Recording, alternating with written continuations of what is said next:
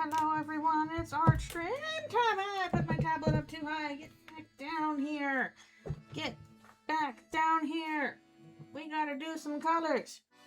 Hello. Welcome back to another art stream. I'm doing something a little bit different today.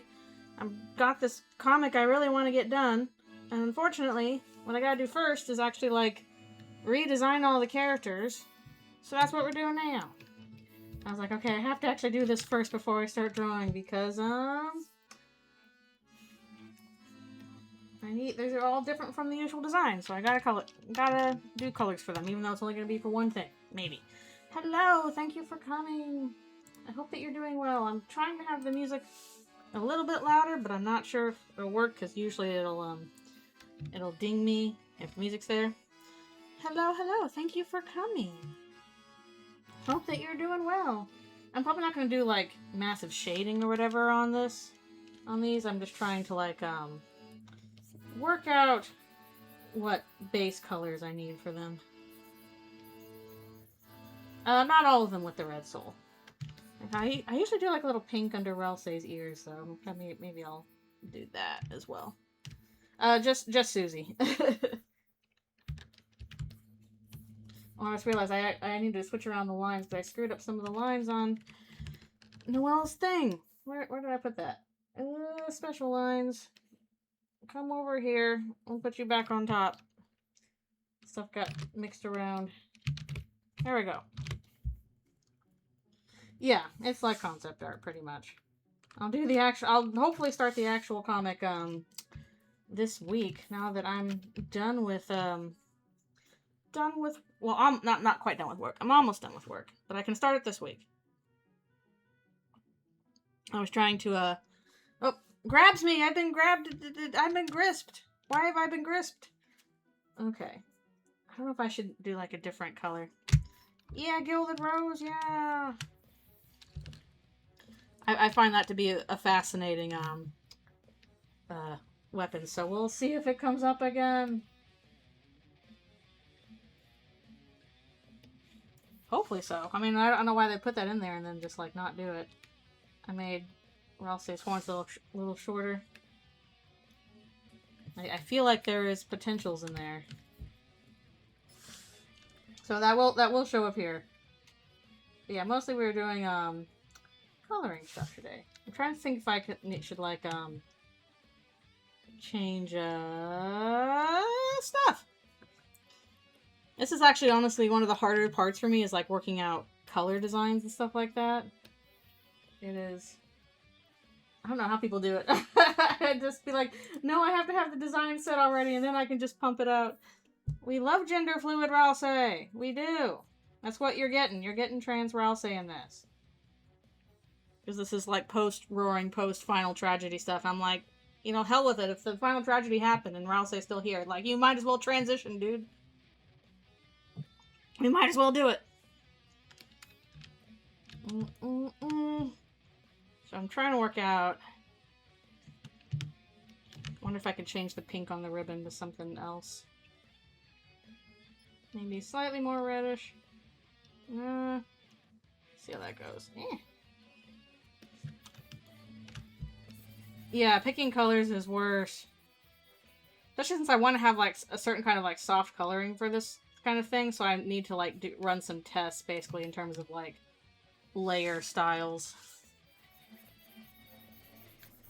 I really admire people who can do color very well, because, it's really hard. Color's intimidating. I work with black and white, mostly, so, or just monochrome. Is horror okay to do a sketch request? I mean, yeah, I've done some of that before, just probably not, like, you know, but basically, if it's something I can post to, like, the general public, then it's fine. Yeah, some people really like coloring, and I admire that because, I struggle with it.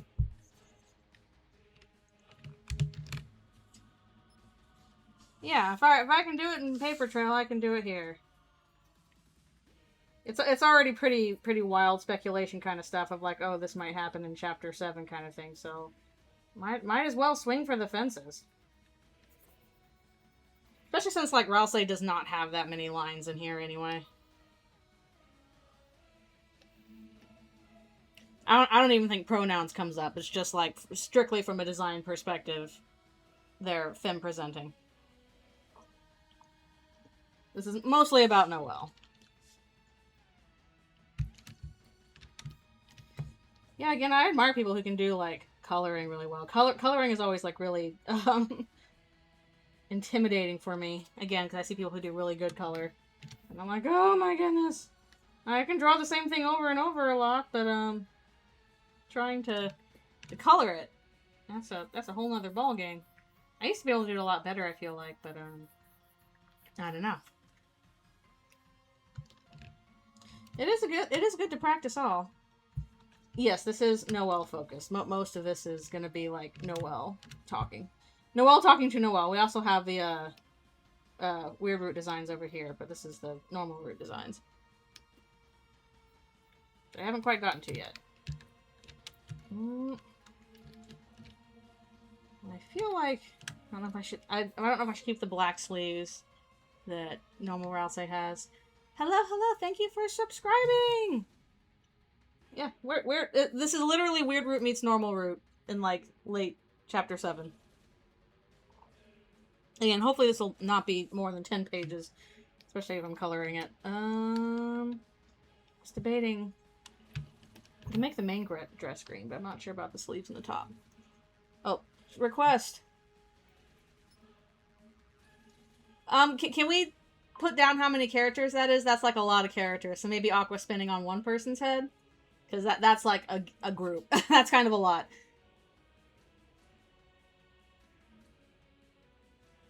Like, I know what you're talking about, but, like, once we start getting past, like, 3 characters, that gets to be a bit much. For what's supposed to be, like, a minute drawing. So, can we have Aqua spinning on one person's head?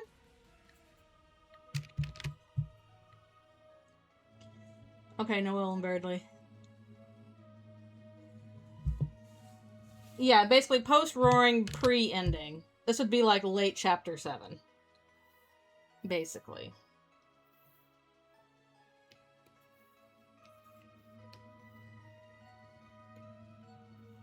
Because I've had the thought in my head for a while. I'm like, even before the new chapter dropped, so I need to look up Aqua. I realized I probably need a reference for her. Aqua! Because I've had the thought in my head for a while that we would already be kind of breaking the game but at the end of chapter 7 in order to rewrite the ending. But with the new chapter, I'm like, okay, this also features, you know, them breaking the game in the weird route, so what happens if those groups meet?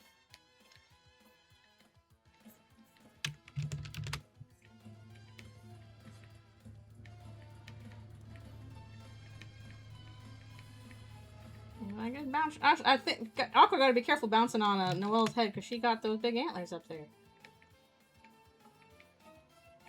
Aqua will probably find it fine. She's like, oh yay! Sharp points to step on! Yay! Yay! Antler girl, you have knives on your head! Yay! She'd like it. Well, they're not sharp enough to be knives. You could sharpen them.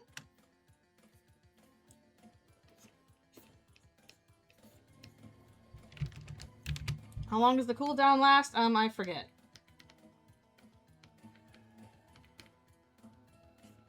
Probably just like a few minutes. Because sometimes I've had them come back to back. Meanwhile, Birthday's like, you've coiffed my beautifully arranged feathers.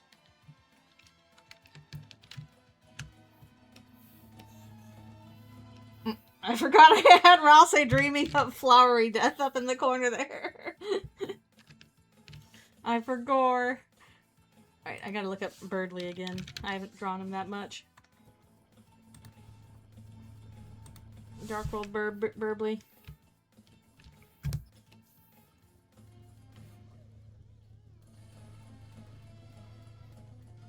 I'm pretty sure I've drawn like Deltarune Birdley more than I have actual Birdley. So I'm like, oh, I gotta give him 6 eyes. Like, no, no, you're not. Don't. You don't have that.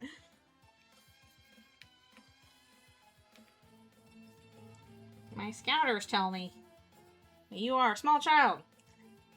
Draw yourself a birdly. It's good for you. Gotta have an annoying nerd in there.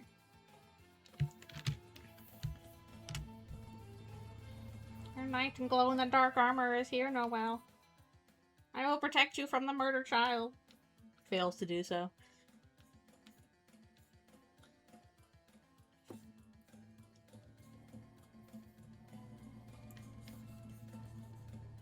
Ridley does have really funny faces, so.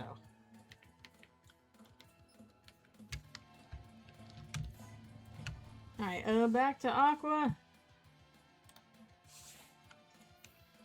I'm pretty sure this is like the second time we've done Aqua as well, or some. Oh, yeah, there she is.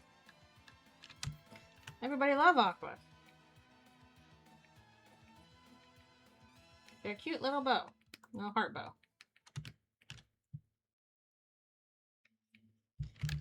Oh, grief, I'm so not used to drawing her still.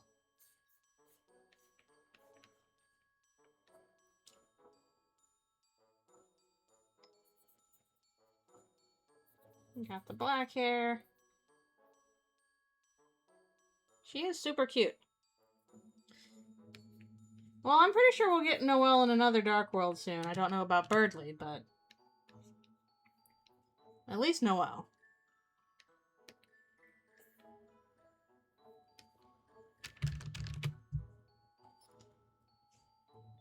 If she wants to stab me, that's her right as an adorable knife child. True.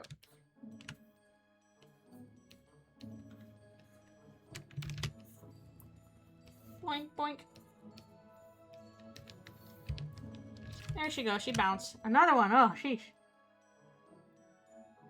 Ah, you want the theory I hate. The theory I hate. No, it's fine. I'll draw. That's what the requests are for. Do not worry. I ain't mad. It's just funny because I hate that theory. But we will draw it regardless because at the very least, oh, this is like from Transformers. That's not what I was expecting. I was expecting a different one. Okay, that's gonna be a little tough. Yeah. I'm pretty. Sorry, I'm looking at the reference. I'm kind of like, isn't this a one that Linkara went over or something? I don't know. I feel like I've seen this comic mentioned before. Yeah, fun concept. Hate the theory. It's kind of thinking like, okay, please, let's just do that in a. Good grief, this is going to be kind of difficult to do. This particular, like, style of it. I'll do my best.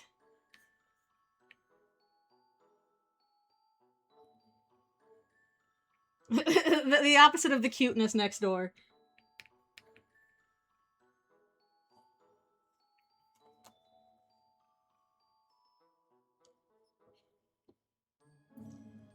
Like, see, my reading after chapter 5 was that, like, that whole lake scene was like a parallel with something that happened with Des previously. Which adds a whole layer of, like, awful to it.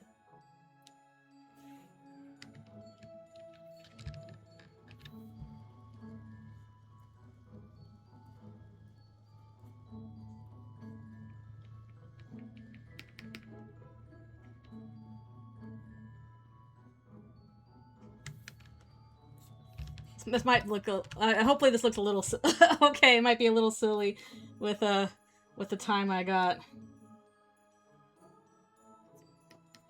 This is the kind of thing that I'd probably have to like spend more time like working out a proper design for it. Just kind of doing it quick is probably not going to look great.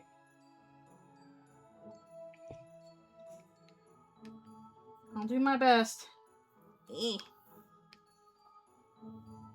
Okay, if you like to see it. As we get into like design stuff is difficult. Even though mushed up designs are fun.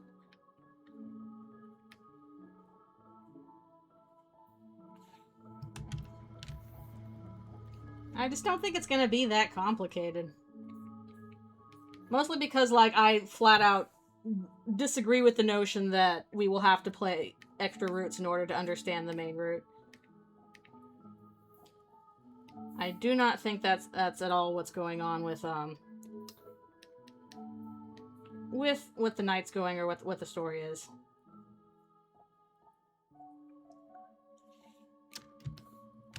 Backrooms. Hopefully I'll see Backrooms this weekend. I want to try and see it for my birthday if it's still playing. I gotta double check that actually.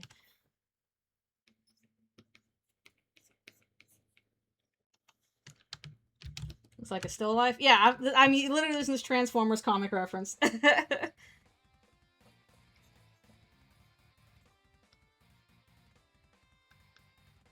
Yeah, I redid my playlist trying to get some more Chapter 5 songs, but so far people are only doing like Flower Man and Mew Mew Kissy Cutie songs. And I'm like, these are fine, but I hope you also do like more do other songs from Chapter 5 too.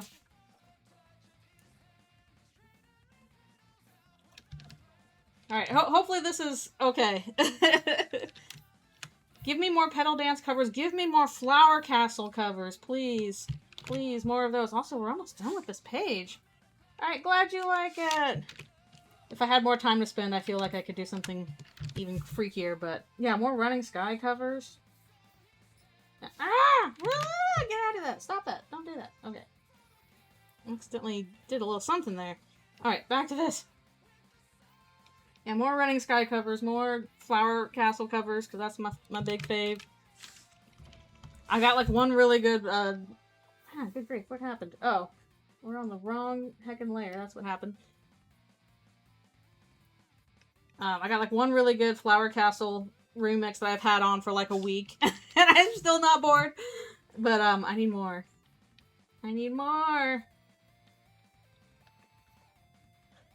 Okay, one more later.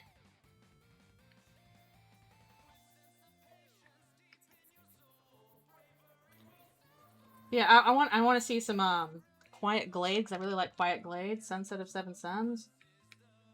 We got options. I love Flower Man. It's great, but if I'm ever to make a CD for my car in which I play all the different songs, I need more than just Flower Man. I guess it's got to give it time. Oh, jeez. Okay, hold on.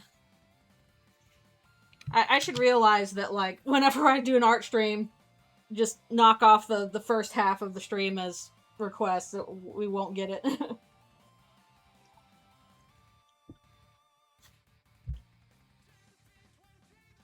Japanese fans weren't sure about the lyrics.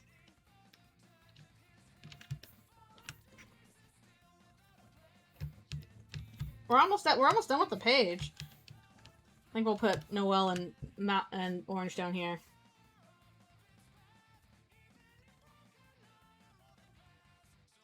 Getting so much Noelle's.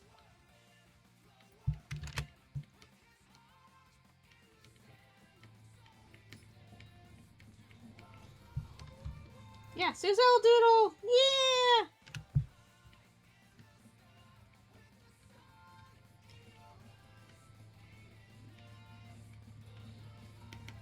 You're like, yeah! Oh yeah, I've heard about that, but like, if even Japanese people are kind of like fuzzy on the lyrics, I don't know if that seems like kind of take it with a grain of salt kind of thing. I'll be honest, I kind of feel like since Chapter 5, people have really overhyped, like, the Weird Roots, like, influence and power over things. And that's kind of what I'm addressing in this comic a bit.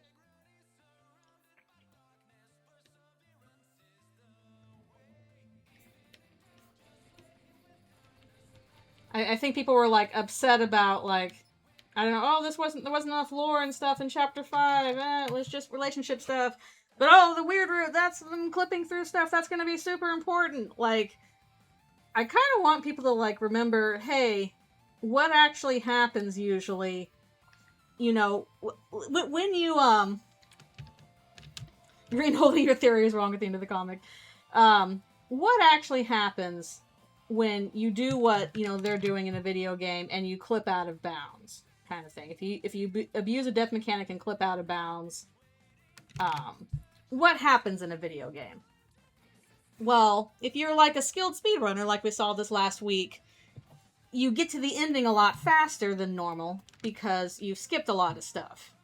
If you don't really know what you're doing, then you break the game. You don't get a secret special ending. You just break things, or you get to the ending faster. Or you maybe, you know, you find something neat. But you don't get a real ending when you break a game. You just get a broken game. If that is the parallel that we're drawing here. Yeah, Chapter 5, what was important for regular character development. I think that, I like Chapter 5. It was not my favorite. I think 4 is still my favorite, but I really like 5 a lot.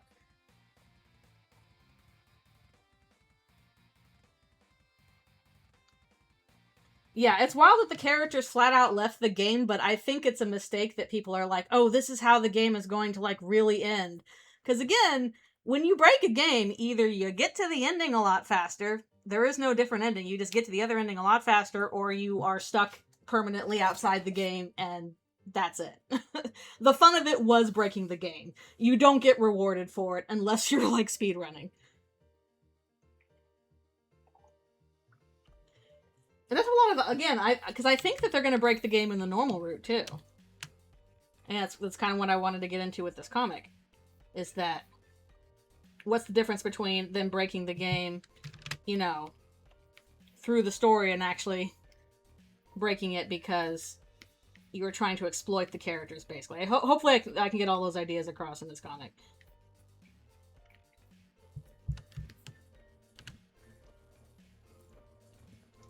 Wait, what was it you think Susie is malnourished? I don't understand. Pretty sure Toby likes speedrunning. I'm just like, yeah, fear me, I'm the world's strongest human. I'm not a mouse. Yeah, the fact that the Gilded Rose exists. And okay, I was trying to look up what it was as like a programming process, and I couldn't really figure it out. I don't know programming well enough. But what is a Gilded Rose as a programming process? Is it something that adds on to stuff like that? Is it like, does it fix errors? Oh yeah, Ori does have her overalls on. I keep forgetting. Okay. There we go. She has her little overalls. Keep forgetting those. She's freaked out because mouse. Oh my goodness, my Facebook's popping off.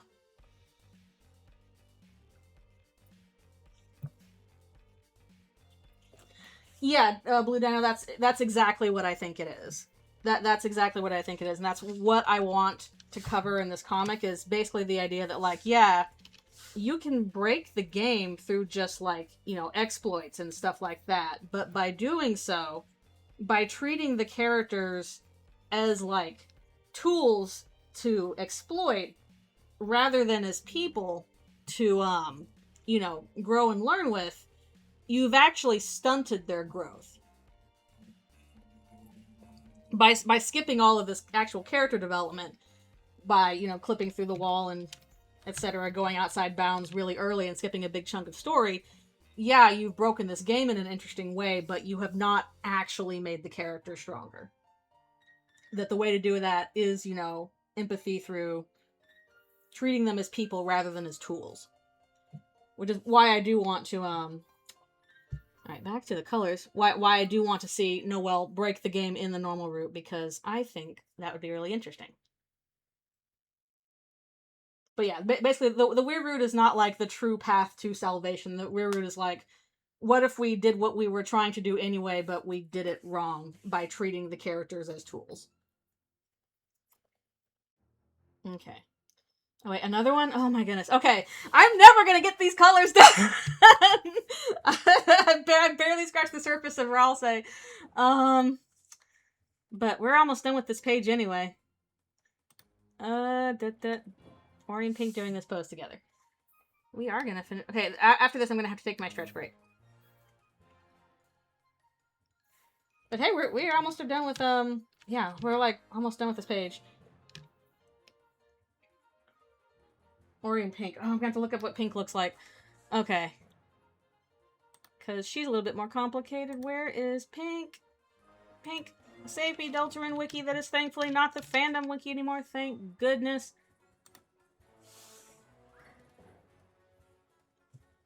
Say it's like fixing a messy part of the thing without changing its core. Yeah, I don't know. Again, I was trying to, like, look this, but I don't understand programming well enough to be like, okay, what does... what does a Gilded Rose do in programming? That is true. We can't look to Undertale's programming because it's also a mess. But that's okay. The important part is that it works. People were shocked? I'm not super shocked. Oh, thank you. I can see the other reference there. Okay. First time drawing Pink. She is a cutie, though.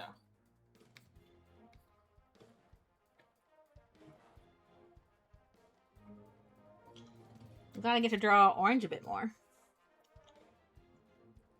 Gaster's like, I can do better than that, Toby. You weird dog. And Gaster starts trying to do it, and Toby's like, haha, not so difficult now, is it? Then again, it's really difficult to tell some of this stuff apart. Like, it's on the one hand, like, Garrison is Toby, and also the annoying dog is Toby, and also, like, Gaster is Toby, because they're all kind of our stand-ins for the developer, and, who knows? Metaphors and metaphors and allegories and metaphors, and her hand looks stupid for some reason. Gaster, no! Dies of messy code!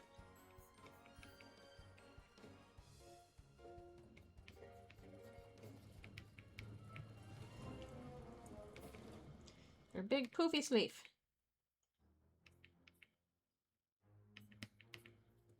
Here's a little heart locket. She stole that from Kara.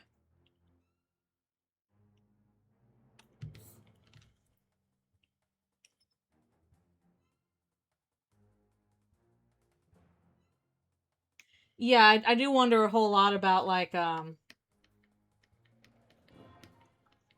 much of this stuff has changed since, you know, he was originally planning to have all this released at once, and have the weird root be something you kind of discover on your own after you've finished the whole game kind of thing.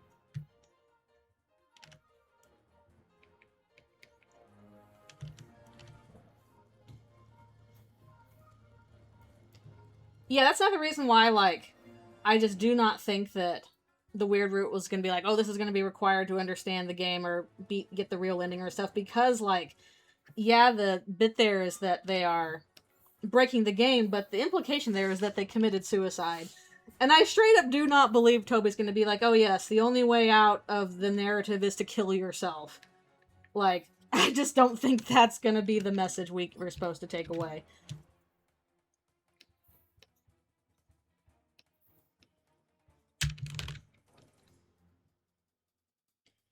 The people who don't want to... Yeah, that's true. There are people who don't want to do the game at all until it's complete, so... What kind of shoes does she have again? Let me see. Probably just like... Oh, just like cute little boots. I feel like my... Ugh. I feel like my anatomy's getting mushy again. Over my break, I'm gonna have to, really do some more anatomy practice again. Stop getting mushy.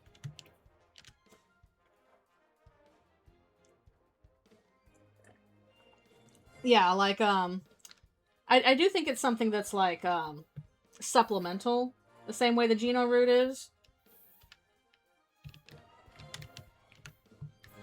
But not essential. You do not need to play the No Mercy route. in order to understand Undertale or get its true story. Okay, I'm not forgetting her overalls this time. Her fists are like floating above where her arm should be.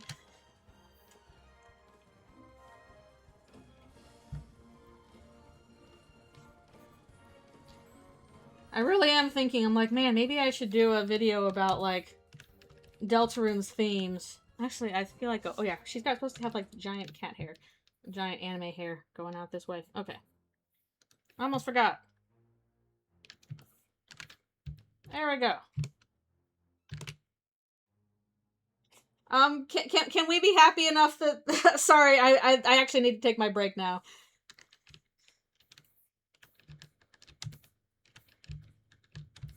It's also really difficult to draw Ori in different poses because she is so small and she has no arms, just gloves, just giant gloves. All right, it is now stretch break time for me. What are your thoughts on what the Twisted Sword is for? I don't know. I don't really buy into the, oh, this is gonna be a secret third route where you have to kill everybody, blah blah blah. I'm like, okay, to what end? To what end? Especially, again, I don't even buy into the idea of like, oh, we're gonna have to do separate routes in order to you know, get the real ending or whatever. Because yeah, floating big hands like Among Us. Mostly because I keep thinking back to the fact that like the shadow crystals are a retcon.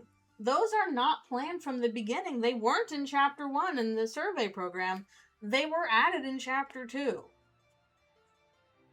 And also the fact that, you know, we can only get them from beating the secret bosses, which is really hard.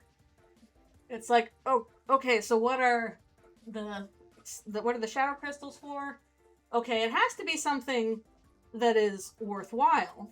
You know, that feels like a decent reward because it's really hard to get them because you have to fight the secret bosses.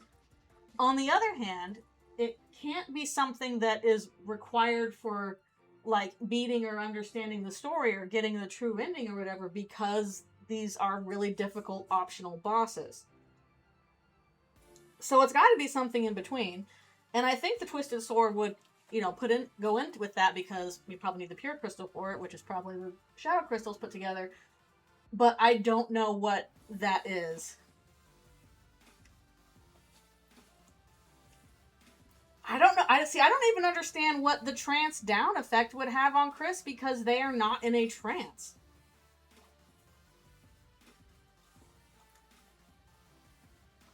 I especially like, okay, if this requires the Thorn Ring, how does this apply to Chris? The Thorn Ring is what applies to Noelle. I don't understand it.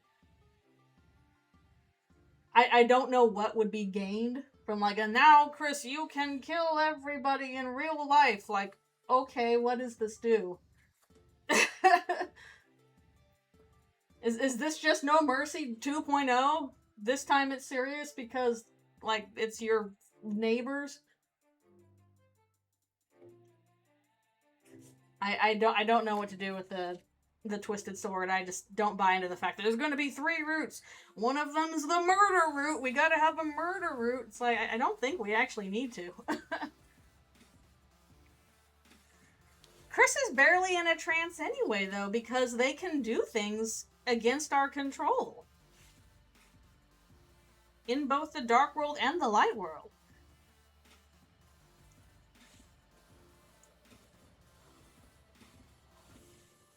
I'm pretty sure the Thorn Ring did something to Noelle. Yeah, it's already so many things. Less control over Chris, but already, like, that's a little bit tenuous. Yeah, I do not think that Toby is lying when he says there is one ending. I just don't. Chris has psychic powers already. I mean, I don't know about that, but alright, I'll be right back for one more stretch.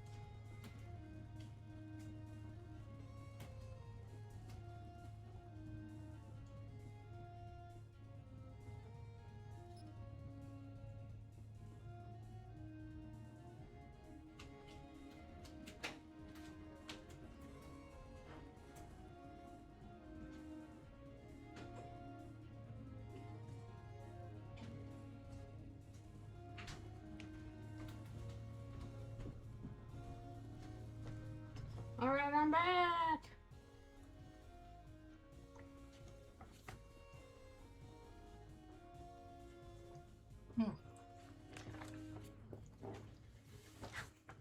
Some aspects of the game come simple when you just assume Chris has psychic powers. That's not Chris, though. That's us. That's us. That's us, the player. That is not Chris. That's just us. It's simpler when it's just us. That's the easy that is the simplest answer. Chris does not have psychic powers on their own. That is us. The soul is us. Of course, I'm also not of the mind that, like, the soul is Chris's soul and we're just taking it over. I think it's something separate. How does it prove that the soul is Chris's own? Same thing. I don't know about the Twisted Sword. I do not know. I don't know to what end that matters.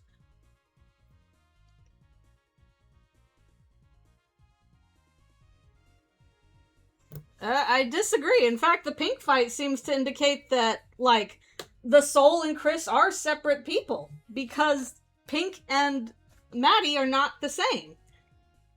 Pink's body, like, the thing that is piloting Pink is not hers. It's a different person.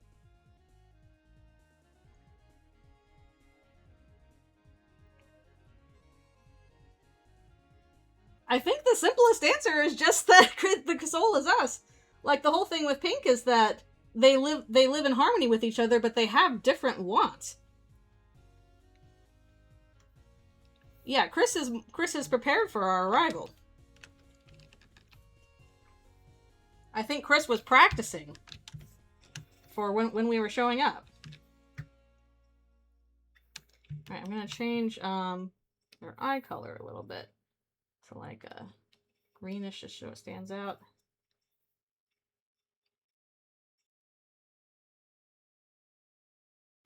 Yeah, the whole intro with the Goner Maker, that really loses all of its power and doesn't really make sense if we assume that's Chris's soul and not just us.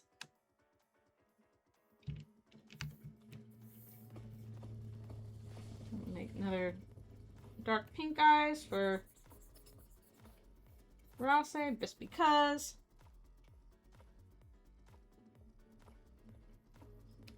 I mean, I guess you can be miffed, but I'm not surprised. I think the fact that Chris has gone to great lengths to hide their motive says stuff about that. Pretty pink eyes, exactly.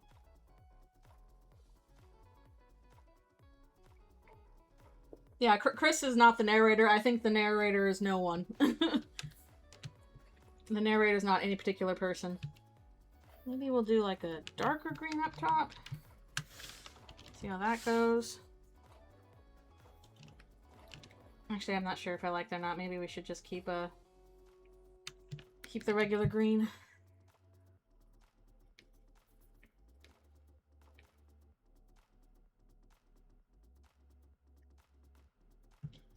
Yeah, I'm pretty, like, I think that what makes Chris interesting is that they are hiding stuff from us on purpose. That they are trying to use us, but also realizing, oh, this is not just an unwieldy tool, this is also a person, and our ideas are not in harmony.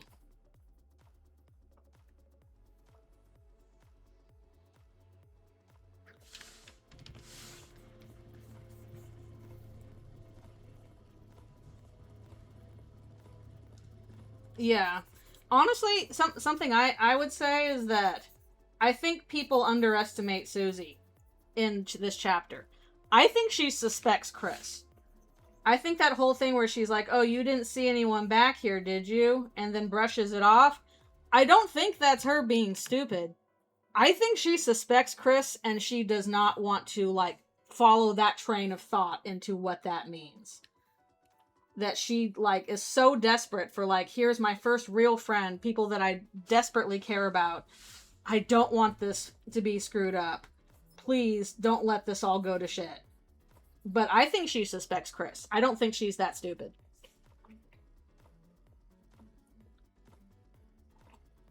People really want to paint Susie as like, oh, she's just, you know, she's so oblivious, she's so dumb. No, I think she has a suspicion. She's got intuition. Same way she is with, like, Noelle, where she's like, oh, you know, she just does not want to believe that somebody would like her that way. I think she just does not want to believe that Chris would betray her that way, so she is like, I don't even want to entertain that idea, even though I suspect it might be possible. But I don't think she's going to be like, oh, you betrayed me, blah, I didn't see that coming. It's kind of like, I did not want to believe that. Because she is taking all this other stuff pretty well. Like, the whole thing with, like, oh, the darkeners are, you know, toys. They're not real. She's like, I kind of already suspected that. Look how pretty they are. Yeah. I don't think it's that she's stupid. I think that she is just does not want to entertain that thought. But yeah, I'm sure that'll get triple true seed and that'll boil over, but I think that people are going to overestimate how upset Susie is, because I don't think she's going to be surprised. I think she's going to be upset and angry. Let's see, where is the Noelle base? There we go. Yeah, basically, I pretend not to see that. Not like, oh, I don't see that at all. Yeah, Rouse knows, definitely. But I think Susie suspects.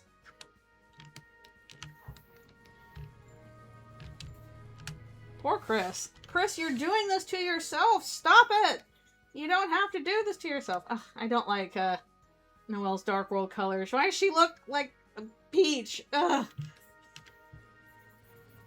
I want to, like, automatically change them, but I'm just pulling from the sprites. Ugh. Yeah, she is a very genuine person. She's not stupid.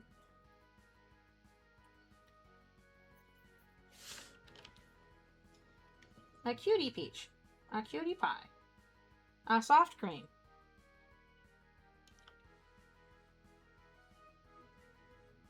It just looks really weird against the gray. The sprites always look, you know, better in the actual game, but as soon as you try and, like, draw them just pulling color straight, it always looks so weird. I don't know what it is.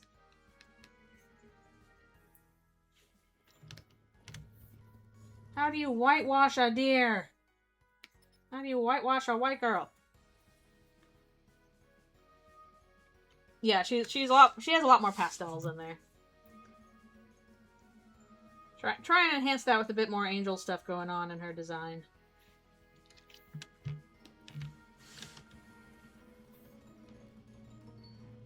Okay, that's enough Monopoly for the day. Monopoly will turn you into an evil villain, it's true.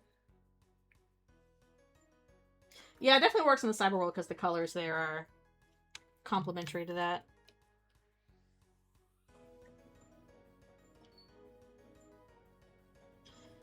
Yeah, that's true.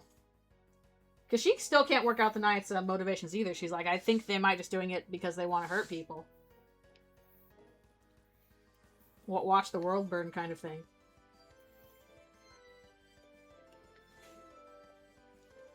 Do you think Susie is malnourished? Yeah, she's not being fed at home. She's dumpster diving. She's eating chalk and pine cones. She's not being fed properly. That's why I'm a little like, oh no, she's in the dark world. She's not getting fed. I'm like, dude, she's not getting fed at home. She's not getting fed either way. At least here people, like, she's getting fake food. She already knows it's not going to fill her up or anything like that, but she's still doing it. Oh yeah, I mean, I can adjust her colors once I actually, like, start the comic. I just need to, like, do the base colors for that kind of thing. Dark World also has a lot more, like, silver in her hair. Interesting. More icy colors. I think I'm gonna... I always prefer she has, like, a little bit of a... I know it's not actually in the sprite, but I kind of prefer that the holidays have, like, a little bit of different coloring in the bottom of the face. We'll do it for you, and we have no idea what the fuck we're doing. Chris is like, damn it! Ugh! You get all set to be possessed by somebody, it turns out they're a dumb teenager like you. What are you supposed to do? This isn't weird root. This is weird root. This is normal root. This is weird root stuff. This is normal root. That's why she's looking significantly better. She did not actually go through the hells. We'll get to the once I finish the normal root colors. Yeah, we can add like a little bit of the silver in her hair. Just for reference. SCP-3119. I don't know if I should do the wings any other color than white. That's why she does not look crazy. She went through different hells, but came out better. Yeah, like ice blue. I guess maybe, yeah, maybe I could do a blue color. Could do that.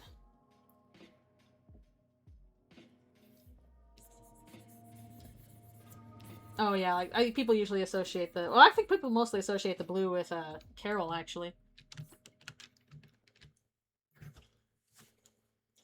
We're thirsty. I said freeze. Oh, from Incredibles.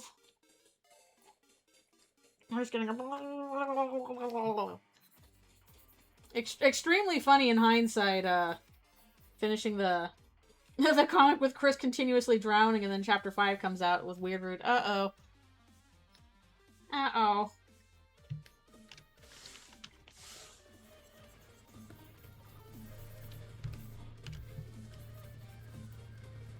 And whenever I get back to Deltarune, I'm going to be extremely funny again, because considering what happens with Flowery, who looks a little bit like Deltarune Asriel. Yeah, no, the last ER comic was Caddy and Jockington. No, the last one was Caddy and Jockington. The one with Ram came after that. But yeah, no, the drowning one, that was a while ago.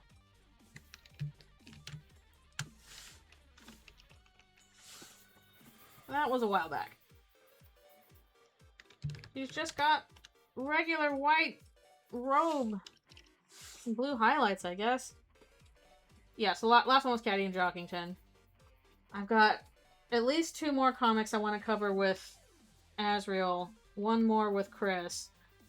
I really want to make sure I finish everything before Chapter 6. So I'm really debating if I do anything involving Chapter 5, even though maybe I can at least do designs for the flowers, stuff like that. But I'll get to that when my brain allows me. People are like, what does Flowery look like? I don't know, give me a bit. Took me a while, long enough to get to Jackenstein, not Jockington. Jackenstein. Noel's drip is dripless. True. Yeah, come back here.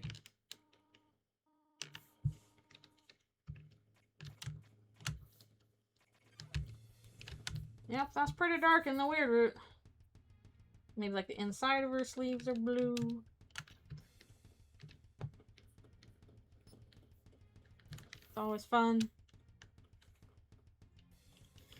I could.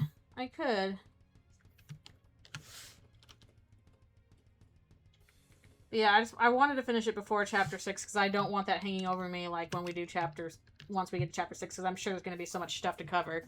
And Elderfriend's going to diverge so much from it that, I don't want to be comparing the two. Thank you! I'm really happy with how Skybox came out. I know her collar is technically not blue, but we can do that here. Just differentiate a bit. Yeah, how would I do stuff with, Asgore from Chapter 5? Because he's not in Deltarune in Chapter 5, so... The stuff is just diverging too much, and by the time we get to Chapter 6, I probably want to just focus on the actual game stuff anyway. Well, the halo's gonna be gold. Cobblestone generator. Okay, alright. I think her ring's gonna be a silver. Silver blue. But pretty light. So if we do the halo in gold, which honestly that yellow is really high into the greens.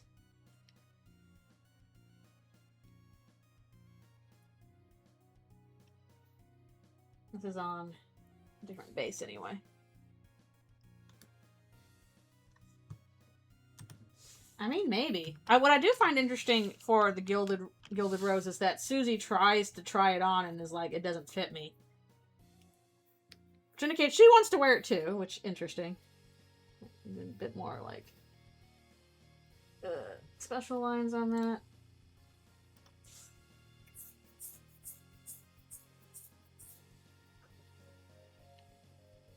Yeah, I'm like, how would they have like a view of Asgore? Because like, especially especially in that one, like their whole thing is about we want to, you know, make Asgore happy kind of thing. All right, a little yellow back there. I don't know. I've always had trouble with like drawing Noelle just because like her face is super long. Look at how long her face is. It's because her eyes are so large. Like her face is divided up into like her snout and her eyes are huge and her snout is short, which is kind of counter to how you would do like a reindeer. Yeah. I have no clue how OP the Broken Scarf will be in future chapters because I am not very good at keeping up with that. Alright, I think I'm gonna try a very light blue with the wings. And then we can do like, I don't know, maybe that would look good with like even a gold lining on that. Maybe? Yeah, it could maybe work. I don't remember. Also, I don't need to necessarily fill in that, but we can just put that, over, nope, not that. Put that over there.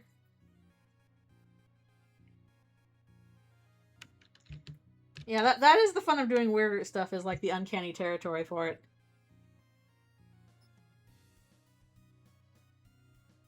Yeah, the bug-eyed sprites, like, they are creepy, but like a little bit goofy. The portraits of her are good. Her weirdly beautiful long head, long face Noelle. Okay, so I'm gonna get that on. I could do some designs for that.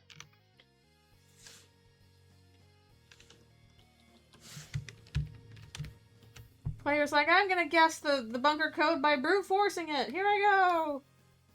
We're gonna be here for a while, Chris. If you don't brute force every outfit, how will you gain the passcode to her heart? I can't argue with Queen.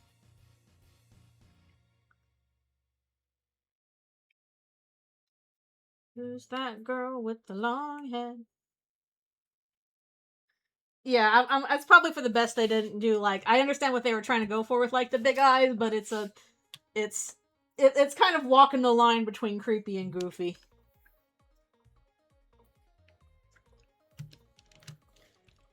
The funny thing is, we don't even know, like, some of the codes can be longer than, 4 digits, so that's even harder to brute force.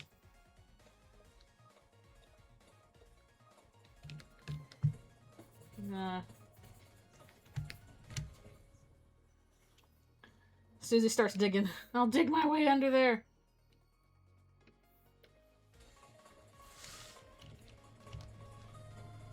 Yeah, I was expecting like 3 or 4 digit codes, and then the one that Asgore had was like, and here's some, you know, extra long dates and numbers. Okay. Which I'm assuming that date is when he and, is this like his wedding date? That's kind of what I'm assuming. I was trying to find out how much fertilizer I needed from your dad's shop.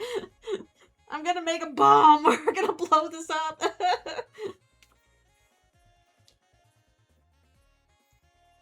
I don't know. Alright. Man, I'm kind of wondering if, like, this could use? What kind of color we'll use here.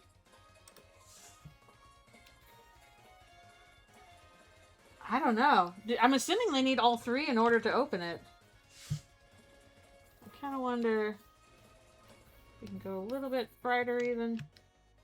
Okay. She was investigating south of town. I'm like, do you not know what's going on down south? Do you not know? How long do you think Susie's been staying in the Dark World? 2 nights. We know this for certain. It's only been 2 nights. Because she, like, their rooms were not prepared after chapter 1, so she wouldn't know to stay there. At the end of chapter 2, she is staying at Chris's place overnight. Chapter 3 takes place at Chris's place. Chapter 4, she tried to go to Chris's place and was like, oh, I don't like drunk Toriel, I'm leaving. Which means she probably went to Castletown.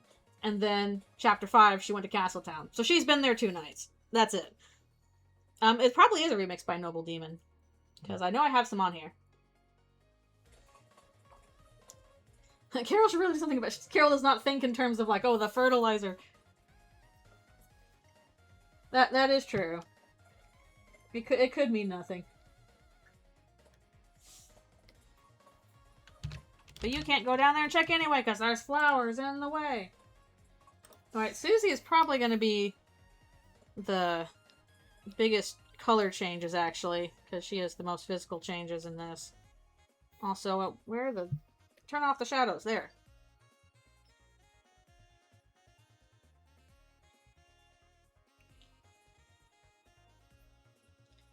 We're not sure what's going on with the Night Conspiracy at this point.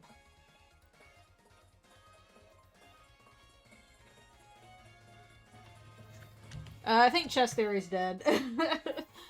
It die. It did. Goodbye.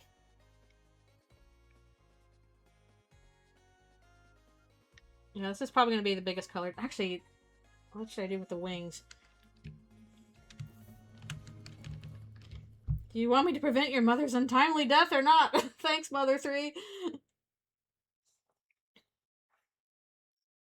Yes, but that's not how it manifests. Also, just a flower is not in the chess thing. I'm sorry, Chess Theory's dead. It died.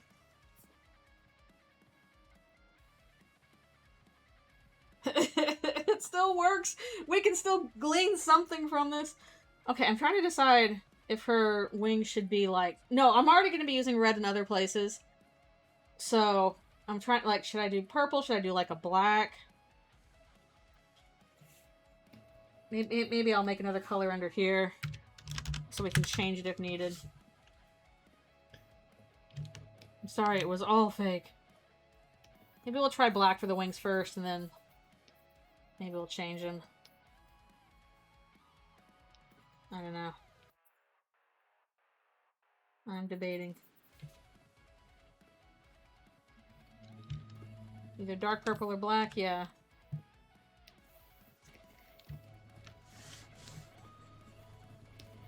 Yeah, this is probably biggest color changes.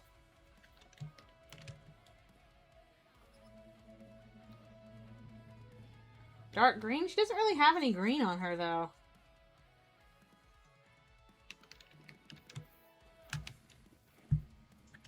It really is stark, like, how pink her skin is when you, like, go out and color it. What do you mean? Stop that! Oh, it's eraser. History eraser. This is the green I was using previously. This is a black. And honestly, I just color picked from this, and, it's, like, on the green edge, but it's still, like, dark. It might just be the sprites, though. Which is good because, like, a pure black is gonna get lost in parts of the game, so they can't do pure black. I had a thought about the friend pack that I might post on Blue Sky. Part of a larger thing of, like, good grief, maybe I really should just... I have too much to do. I have this comic to do, and I have Deltarune to do. But I want to do a video of, like, the themes. I want to talk about the actual themes for the story, and what I think they are, and how they relate to things, because I feel like people are kind of missing the themes. And this slightly ties into themes and stuff like that. Very slightly. Yeah, I had a thought about the friend pack.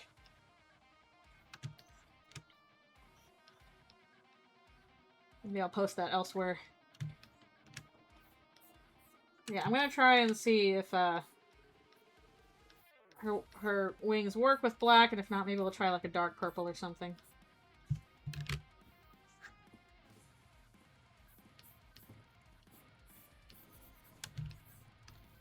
This is mostly just a reference thing because I'm gonna be messing with the colors anyway for the comic itself. But I needed like, okay, here's the colors I can pull from for the character designs. So I'm not just flying completely blind into that.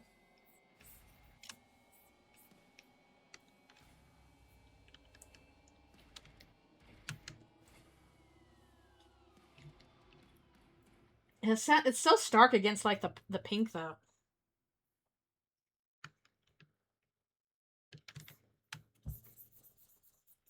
The horns are going to be gold like her spikes.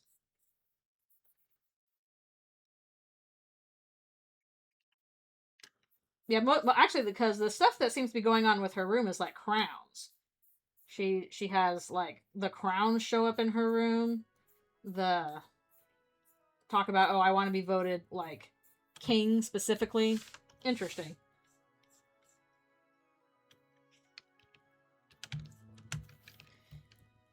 Yes, because I color picked from her vest here, and the color was nearly black, but also on the green end.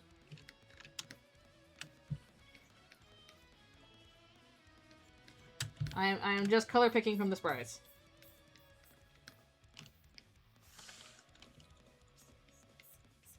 Yeah. But I'm not sure if I want her wings to be black or if we're gonna change those. I'm just giving them a test. The ref might be washed out, but I think that if it does that, it's so that like what is supposed to be black in her outfit stands out against like a black background.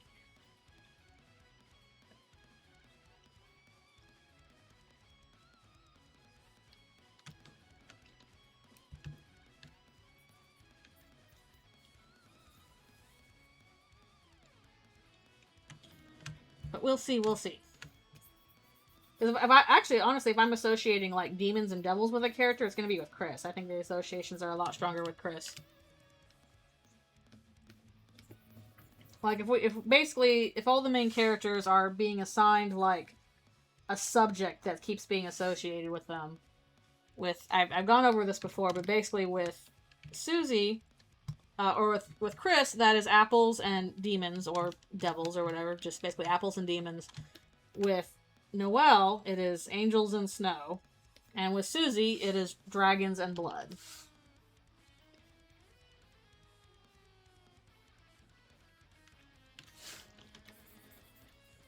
So hopefully by the end we will see what all of those entail. Red spandex devil outfit, probably something that Chris wore at some point in the past. Yeah, this is reading as on the black scale. We'll push this a bit more towards the black than the green.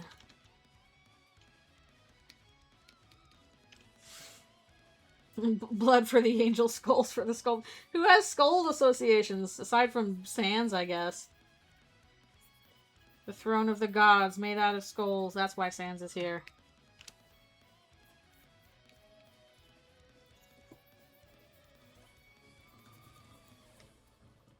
What are you doing here, Sans?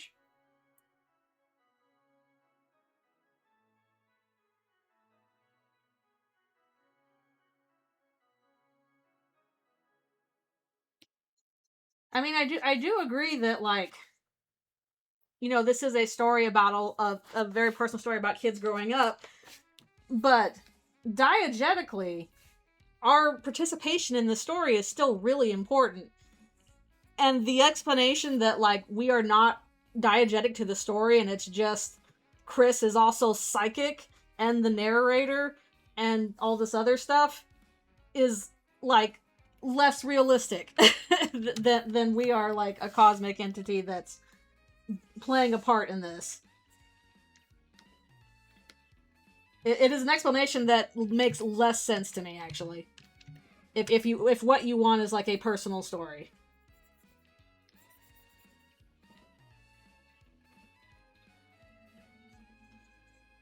Susie, ironically, probably does have the most normal story out of the main cast, but...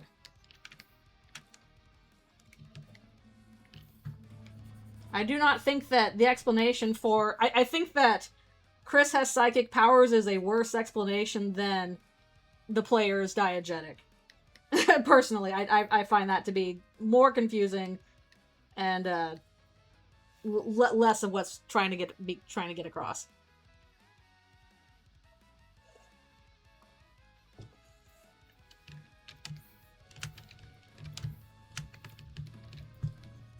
Like, you can draw that as, like, a metaphor for, like, Chris being stuck between different positions, but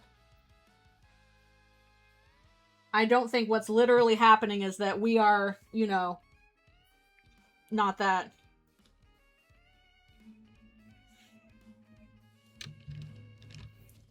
I mean, it's not even just like a Chris can read minds. It's like, if you are going to make the assumption that the player is not diegetic, then Chris can literally see through walls. Chris can see from from a top-down perspective. Like, it really gets complicated and does not make any sense. How the hell is Chris seeing from our perspective and their perspective simultaneously?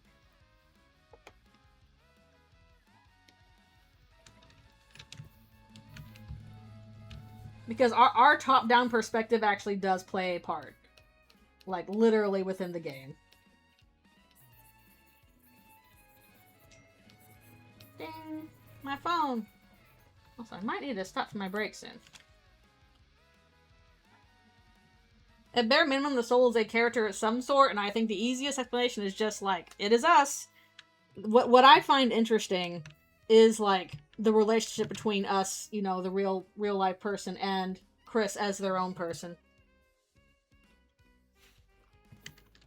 That our conflict of, like, we are both people with different wants and needs who, you know, and different goals, but we basically have to find a way to coexist. And that Chris deliberately put themselves into this position, even if they might now regret that. I think that's interesting. Right, we got a lot of gold stuff going on with Susie's.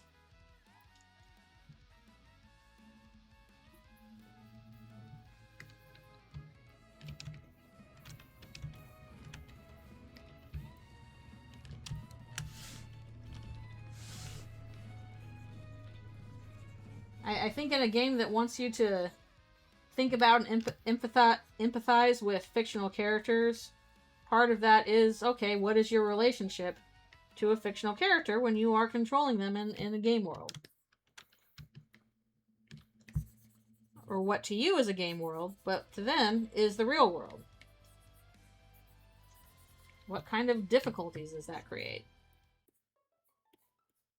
How do you manage to get along?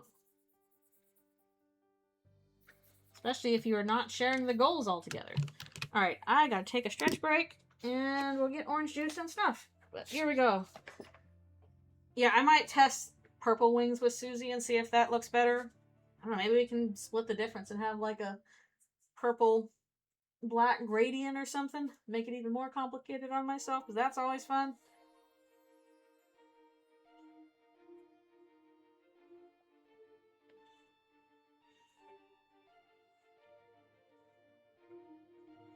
Colors are hard.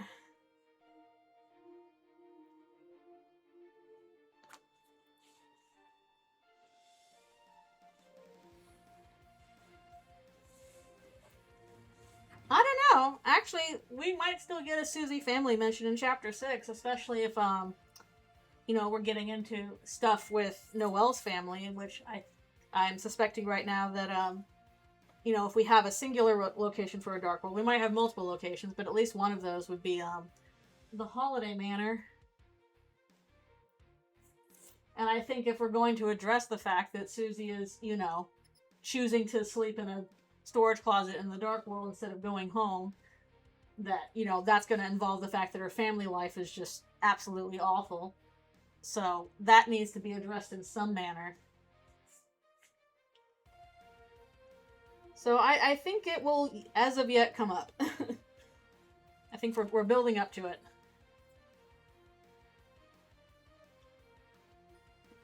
Because I definitely do not think that the takeaway from Chapter 5 is supposed to be, oh, Susie is choosing to lose herself in escapism and it's really bad for her. I think the takeaway is that her home life is so bad that, like, that she's having to go to this, you know, fantasy world in order to get by okay. And the solution in the long term will probably be, hey, have Toriel adopt her. Because once she gets past the fact that, you know, Toriel disappointed her with the drinking, then she realized that is a safer place to be. Ah ha ha ha ha. See, I would have thought that previously because I thought that Chapter 5 would end with Dark World being made at the festival. Now I don't know. Maybe that'll happen at the end of Chapter 6. But yeah, I don't know. Whatever's going to happen, I don't think we'll be able to recruit from there normally, so that could still be the case with the Holiday Manor. We can't recruit from it.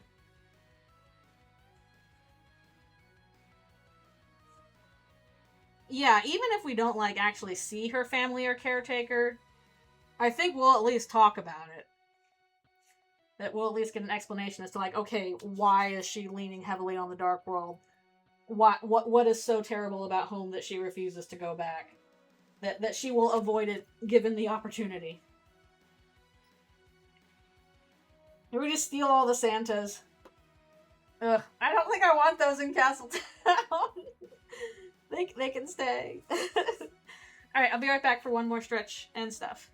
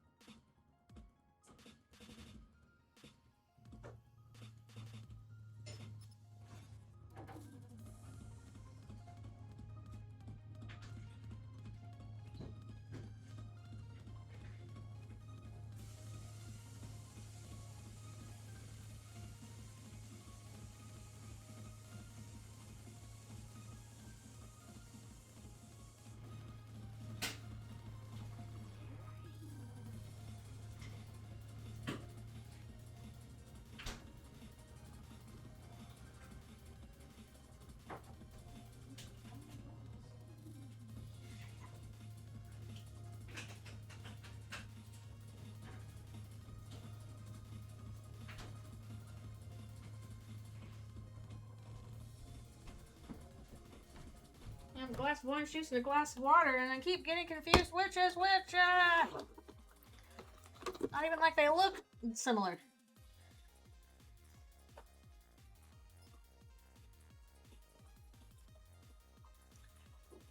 Yes, the fact that Susie is being so tight-lipped about her family, I think, is very interesting. Again, I think is more about her being half human, because I think that's definitely something that's still bothering here.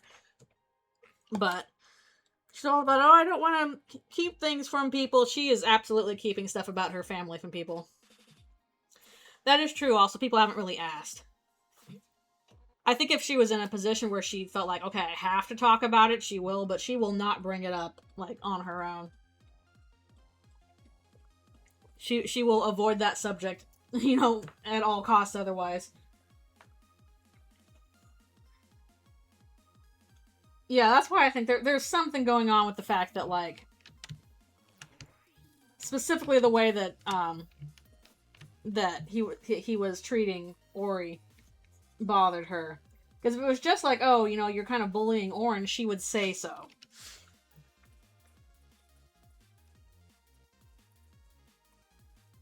Alright, back to color.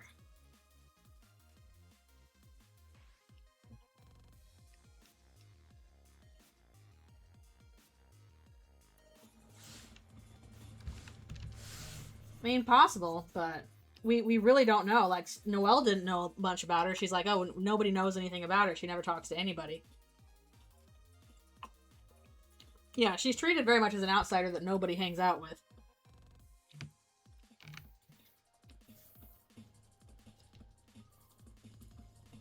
Yeah, there's definitely, like, similarities we're supposed to draw between Aqua and Chris. Which I find very interesting. Both. I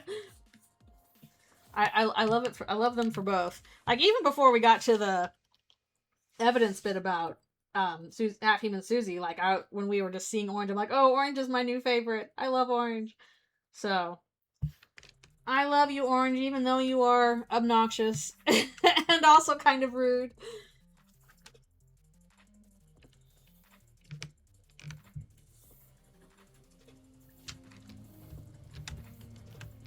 I just think they're fun and interesting, like, you know, on their own. It's especially interesting just because, like, you know, if the whole deal with all of these characters is supposed to be like, oh, we're trying to be human, and then Orange is the one that's like, I'm the most human of all, even though she looks like a mouse. Just fascinating stuff. Orange is a great character. I love the fact that she's like a bit of a brat. It's not fair that Ralse is bullying her, but at the same time, like, she's also just being a bit of a brat to him. Alright, I think we'll try and stick with the black. And I really might go with the purple for her wings. I'm not sure. We'll give it a shot. Orange is a great character. Like, yeah, I love the fact that she gives half-human Susie reference, or evidence, but I also just love the fact that she's so cute and funny and sassy and bratty and mean, and I like her little design. That's bullying! The fact that she just, like, you know, sasses off to all these other characters, and as soon as she gets anything back, she runs off crying. That line is so mean, but it's also so funny. Well, I'm like, come on! And her shadow puppets are fun. I love the look of the shadow puppets. They're very expressive. Are you hiding behind the walls again? No! You'll make fun of me!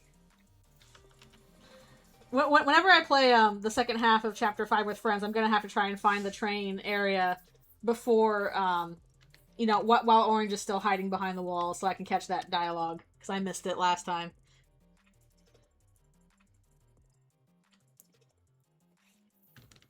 I missed it.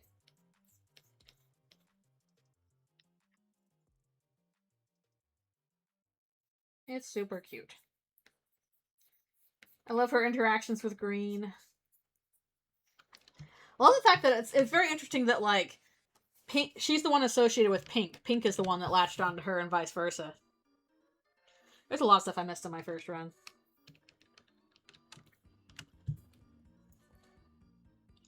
No. Aqua and Seth are very fun. I like Aqua and Seth a lot. And no bad batches or no bad options with the flowers. They're all funny and interesting and cute. I do find that, you know, somebody pointed out and asked, hey, you know, I'm not really worried about them not covering Des because, like, we fell in love with the flowers in, like, a few hours of knowing them, so. It don't take much to fall in love with a character. It don't take much.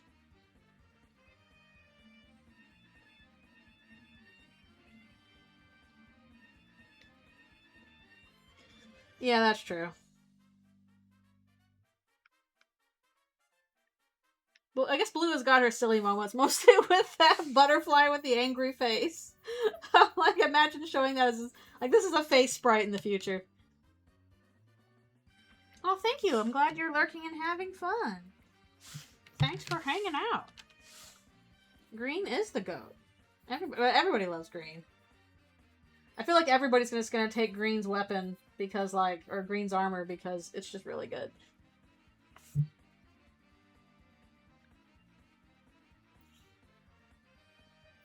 I do hope that Des isn't a plot device, though. I want Des to matter more to the plot, like, as a person. Like, we can do things a little bit differently than, Twin Peaks, I think. Even if there's definitely Twin Peaks inspired. I should watch Twin Peaks. Twin Peaks, I guess. Ugh. I don't really want her to just be a plot device.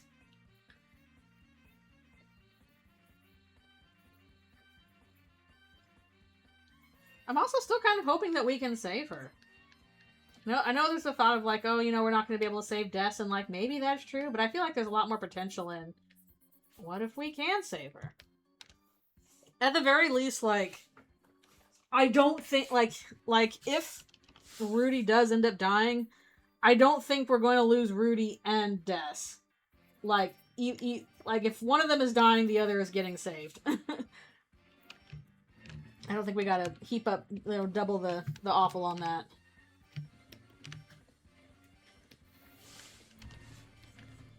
Especially since Weird Root kind of implies that, like, you know, Chris and Noelle are just effectively dead in that route, so it's extremely bad for everybody.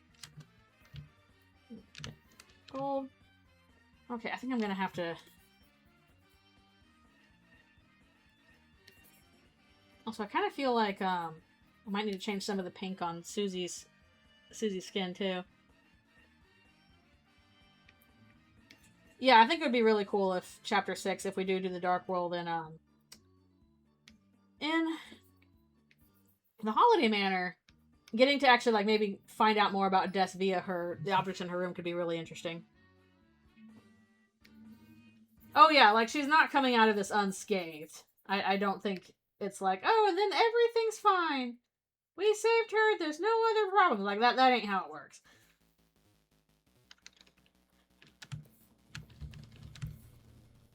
But it's interesting it would be interesting trying to deal with that rather than just be like, nope, she's dead, move on.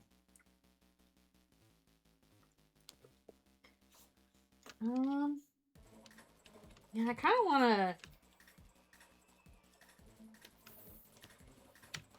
want to make the pink a little bit more, let's see if we can do some other stuff with it. And maybe, like, do, like, a move to darker pink on, like, the edges of her body.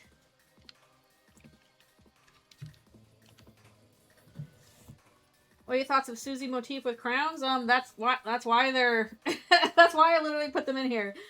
The horns and the tail being crown motifs, because that is popping up in her room a couple of times, and also her insistence on, like, oh, I want to be crown king kind of stuff.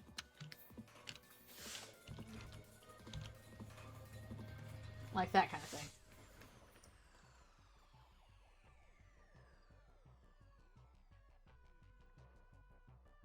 Yeah, it kind of seems like things will just go really badly in the Weird Route with, you know, Chris gone.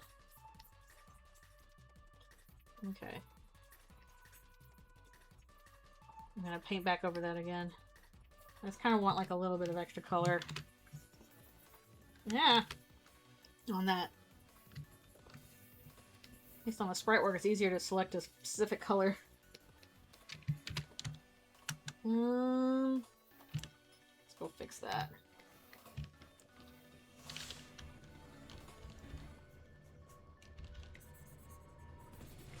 Oh, shoot, we're in the 50%. But yeah, I don't know. If Chris and Noelle are effectively removed from the story in the weird route, I actually don't know what the night will do. That might upend things a lot. Maybe just like the roaring happens sooner because there's like nothing stopping it. It's possible.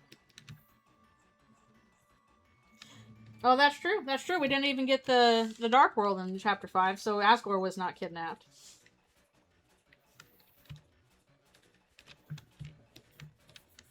Because they never even made that Dark World. Okay, now I'm going to make her eyes red.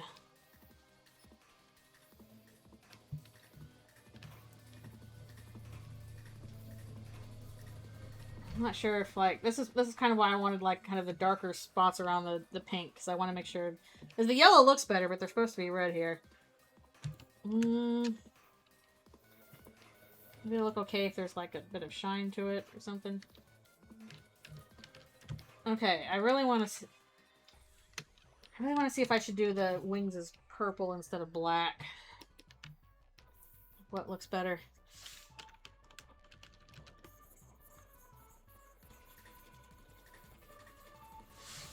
Okay, what do you think? Does it look better with the purple or with the black? Maybe y'all can help me out. I kind of wish it looks a bit too much like a gargoyle. I don't know.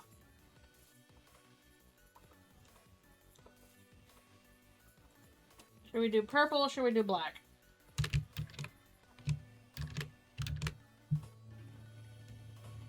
It looks better with the purple? Actually, let's split the difference here. How does it look if we've got like a... Maybe we'll go kind of like a gradient, like purple into the black.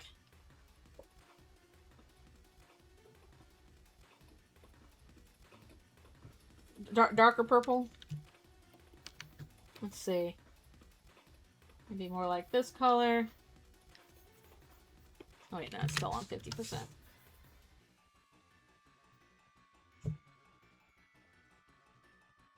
Okay, so like a darker purple might look better.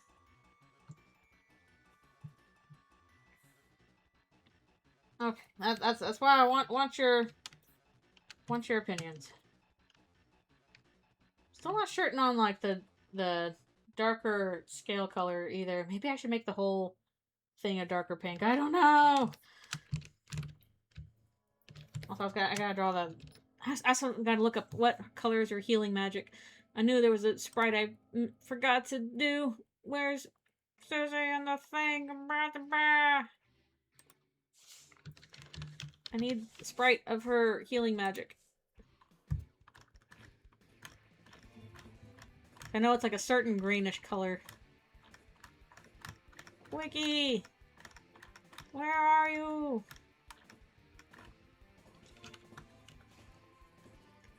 I was looking at her unused Dark World palette. Like it is like a much darker pink. It's really weird. Down to the sprites. Okay, where's her healing magic?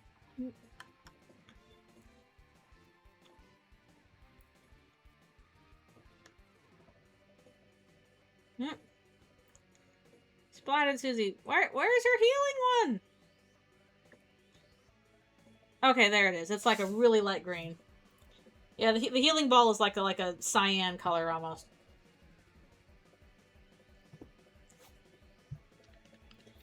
Really bright green. Okay, but okay, I'm going to color this in because I need to show the inside of that.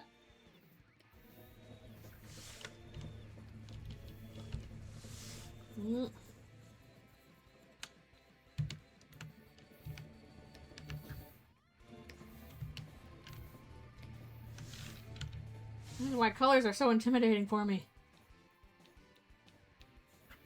Maybe I should go even darker for it. Well, that's gonna clash with her hair, though. She have radioactive breath. Kind of. It's I saw this one art sometime of like her fire breath kind of basically acting the same as like the healing magic, and I was like, oh, that's so sick. That's so sick. That's so cool. So it could be either healing or deadly. Depends on the situation.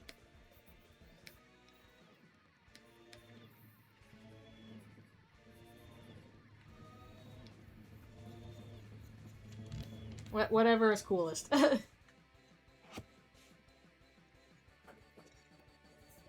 Reference from that one dialogue from her in Weird Root.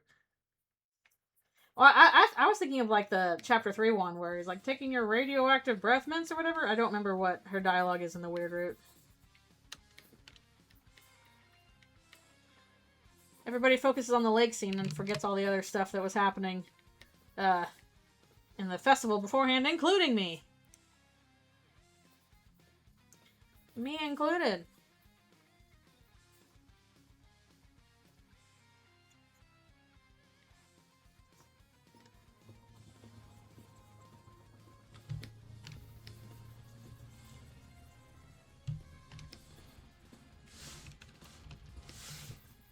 Yeah, we'll finish up this and then eventually try and get to some of the Weird Root color designs. Probably won't be able to finish them all today, but we can hopefully get to a lot of them.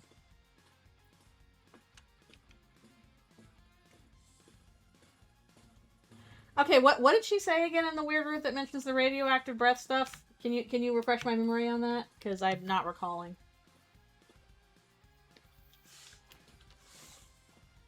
Again, everybody focus on lake scene, not on all the extra stuff.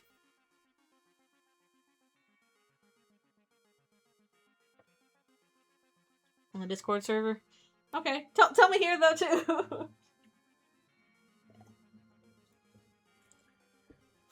That's true. What did she talk about with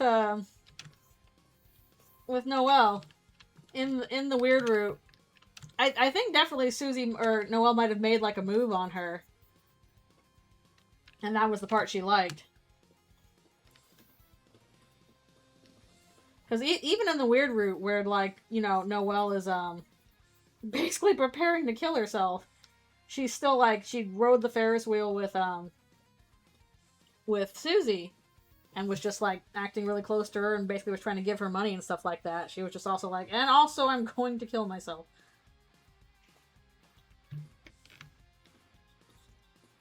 I want to do like light up glow.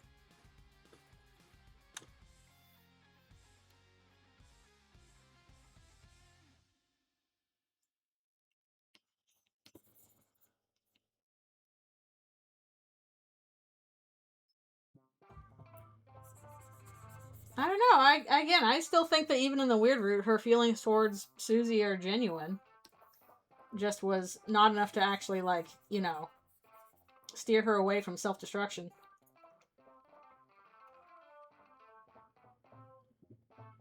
Yeah, especially the whole thing about, like, Susie mentioned, hey, I couldn't afford this, so she just gave me, like, hundreds and hundreds of dollars all at once, and was like, take this.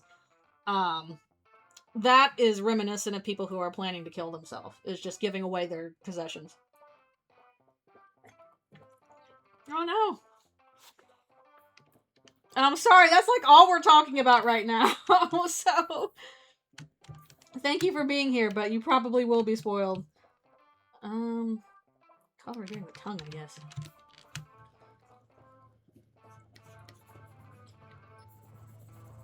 Urple, is it Urple? I don't know. So, apologies, there will be spoiler talk. Okay, get her keefs.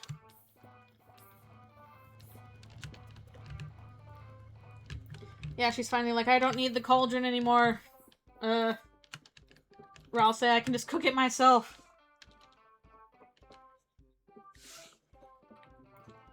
Dragon Fire Blast!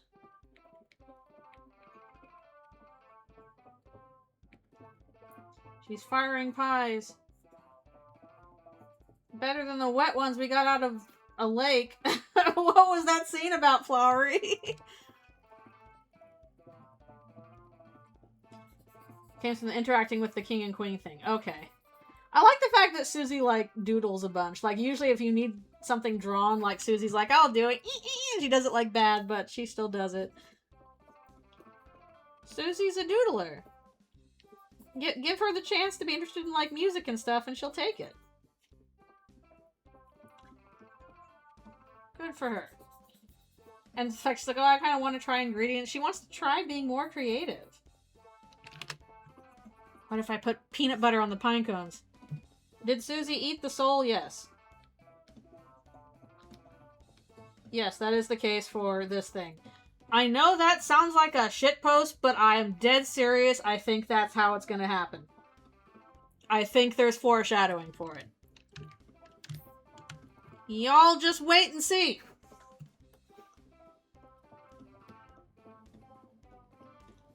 It's soul food. Might give you heartburn, though. Wah, wah, wah. Get ready for terrible puns. Okay. So it's like a really... I'm looking at the spray. It's like a really bright, like, cyan. Hey!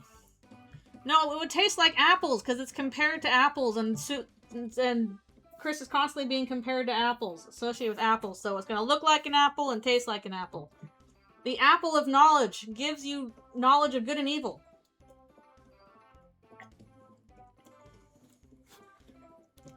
Tries the weird root version. Is like, oh, this one sucks though. Actually, ugh. Okay. Oh yeah. Would your soul taste somewhat nice? What would your soul taste like? If Susie ate your soul, what would it taste like? Would it taste like apple? Popcorn? Oh, from like One Piece? I barely know anything about One Piece. Weird root, it's sour like a lemon. But she wouldn't get to do it in the weird root because Noelle, you know, hecked off with it. It's just normal root stuff only.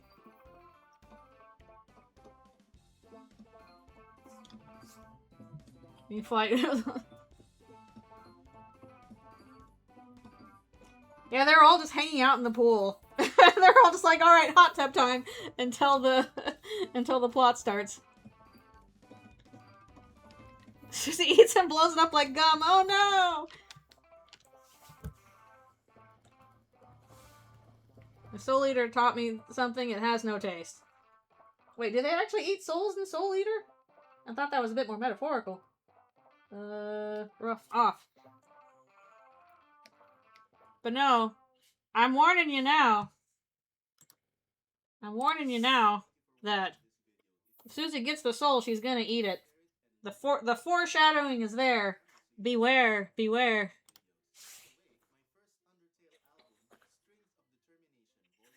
The Soul Eater, though human weapons do eat souls. Okay, well I guess that would be why it's called Soul Eater then.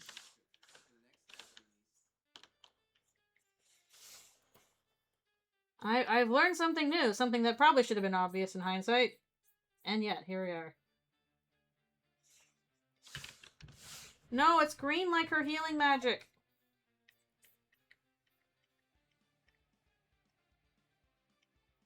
Because that would be fun and cool.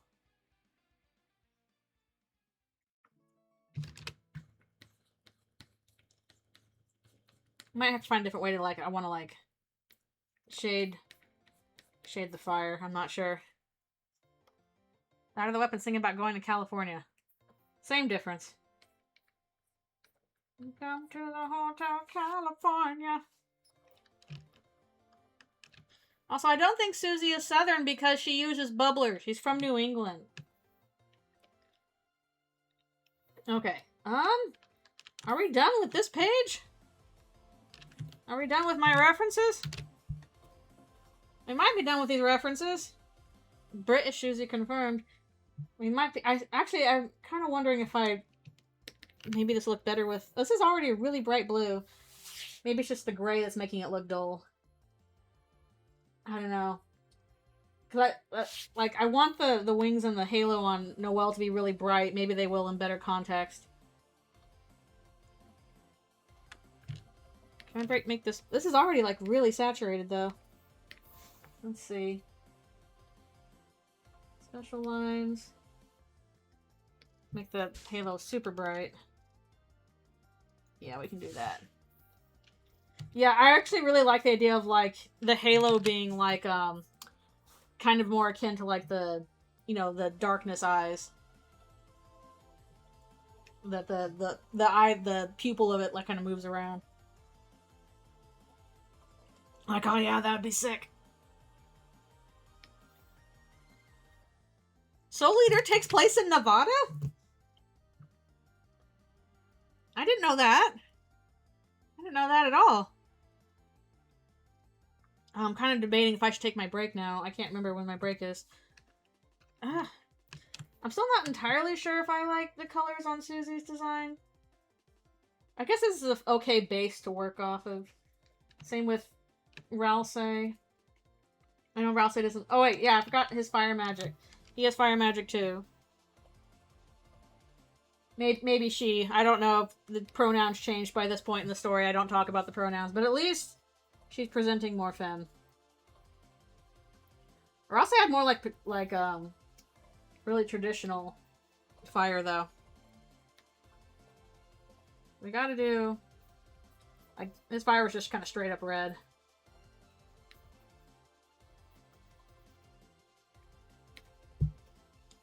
We'll just do basic stuff.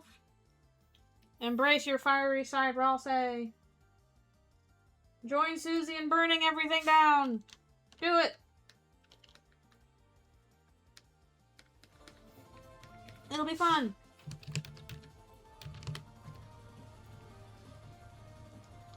You have Ralph's glass go around or a U-shape? I have them go all the way around. Also, in the plushie I got, they're fully round.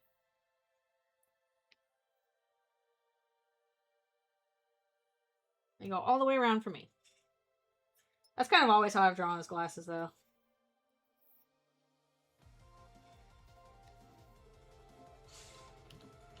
Pink could also work. Just going, like, pink flames could also work.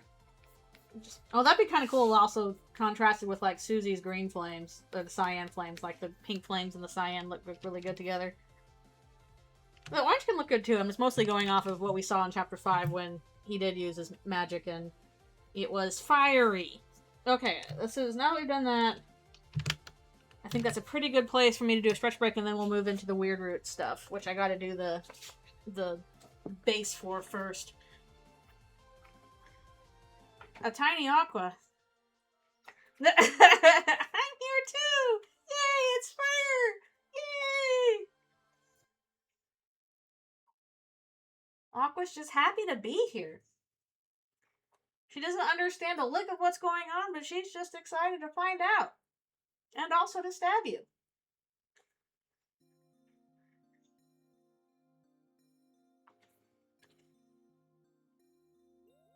Yep.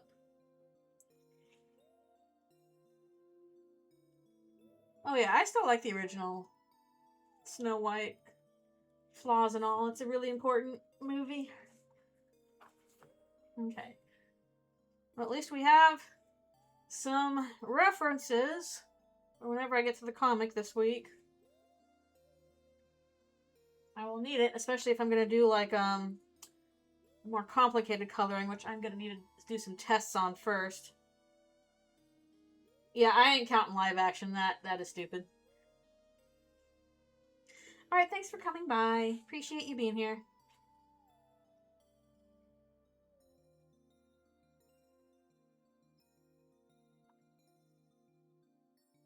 Plays during the lake scene, a weird route, but before no one, cause it's scary. It's scary.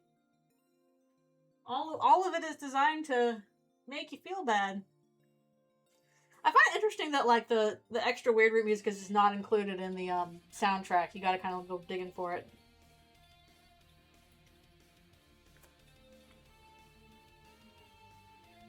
Yeah, Snow White has been scaring people since the 1930s.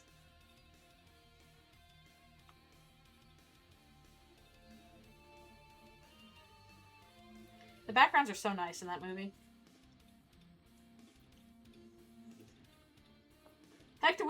the song is called? Like, what's the name of the Weird Root Lake scene music? I'm sure it's something different because it's like flashback, but it gets like faster and scarier. They add a few more layers to it.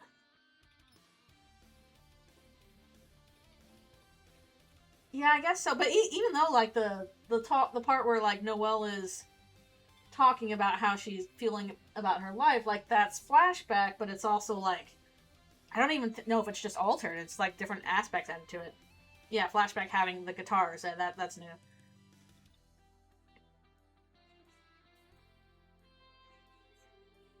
I think that was like the one piece of Weird Root music that stuck out to me as like, oh, this is like kind of arranged differently than just like we've altered or sped up or slowed down, etc., etc., other sounds.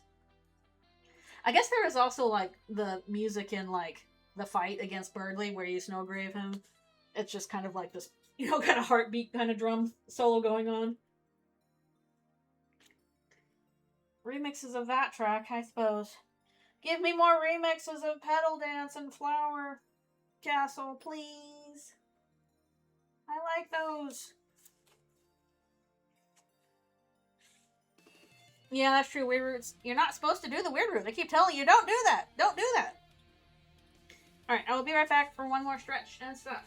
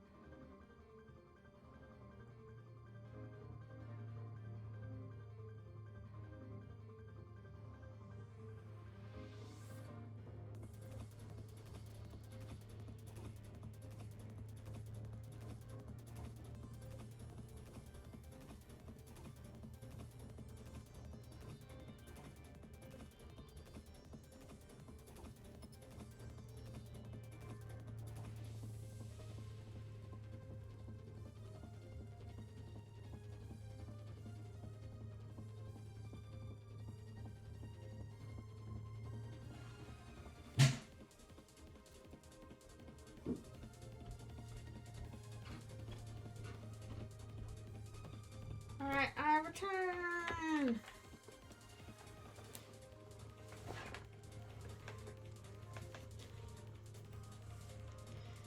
Oh, will Noelle have red eyes? I think she might have a red tint on them, but I don't know if I'm going full red like Susie has with them here. Yeah. For the most part, like, I guess we'll switch over to the Weird Root designs now. Which I still gotta do the fills with. I think Chris is the one that's just, like, absolutely wrecked the most, so it's, like, usual colors, but everything's been really desaturated out, darkened.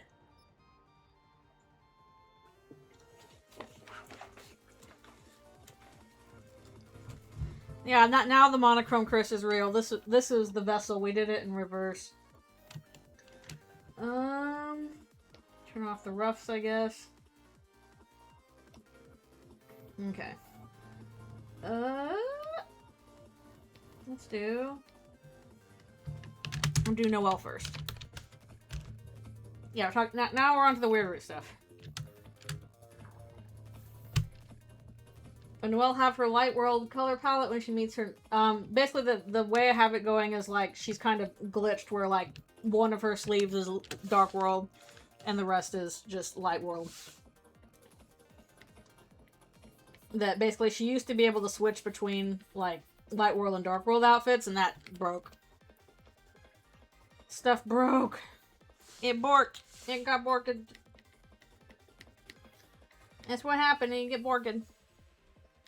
Well, stay in character. Screw you.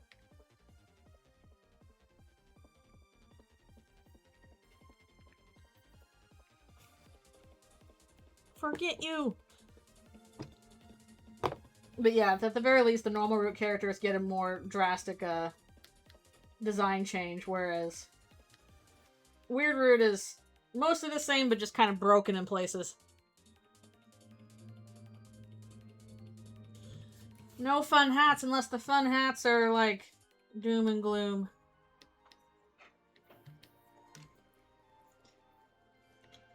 Noelle's always been a little bit crazy wonky.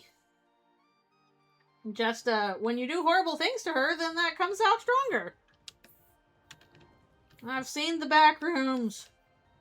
I killed the still lives. I don't know, I still need to see back rooms. Do the still lives move, or is the whole thing that they don't?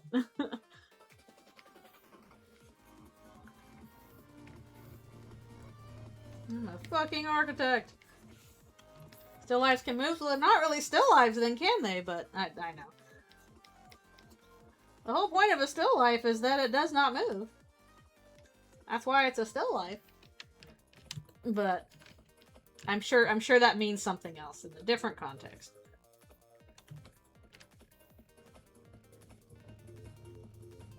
Backroom took a photo as you're moving, so they're like blurry. They motion blurred me. They motion blurred me in the back rooms. They Gaussian blurred my ass. Ah.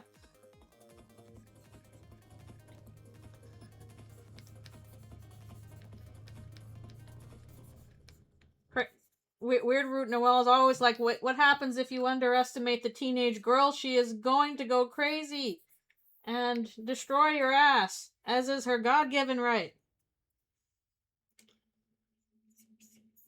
Everybody going into the back room is like, copies are monochrome!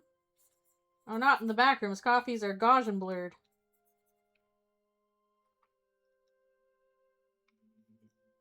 Again, hopefully I'll see that this weekend if it's still playing.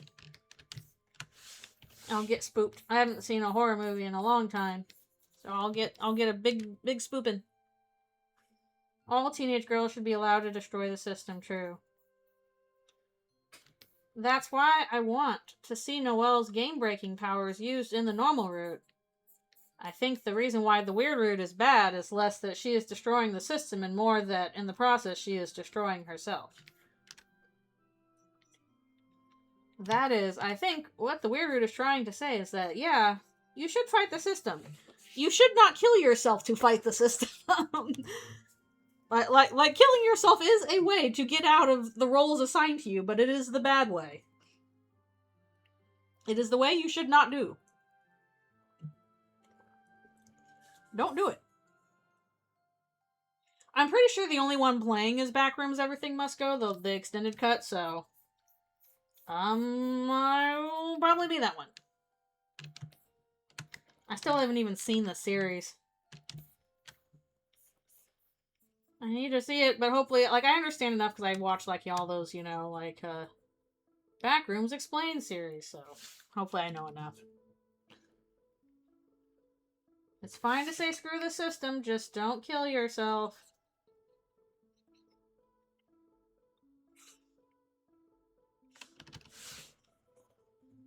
Again, I think there are layers to what is going on there. I do think that they clipped out of bounds in terms of, like, what literally happened. But in terms of what metaphorically happened, they also killed themselves. And that's bad. Don't do that. You got a reason to live, got a reason to live. Da, da, da, da. Probably should not live for my terrible singing, though. Okay.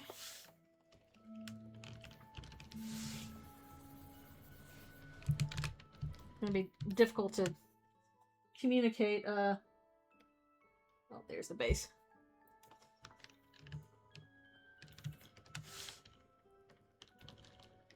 Difficult to communicate this through the colors, so I think we're gonna have to use the normal colors here, but there are a lot of darker desaturated to indicate things have gone wrong.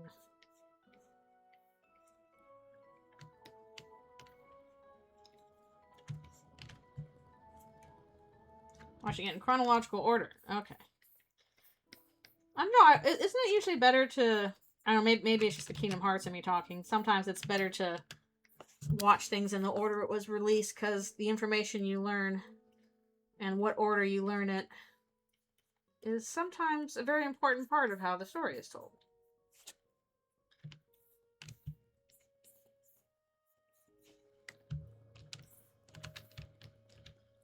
But we will see.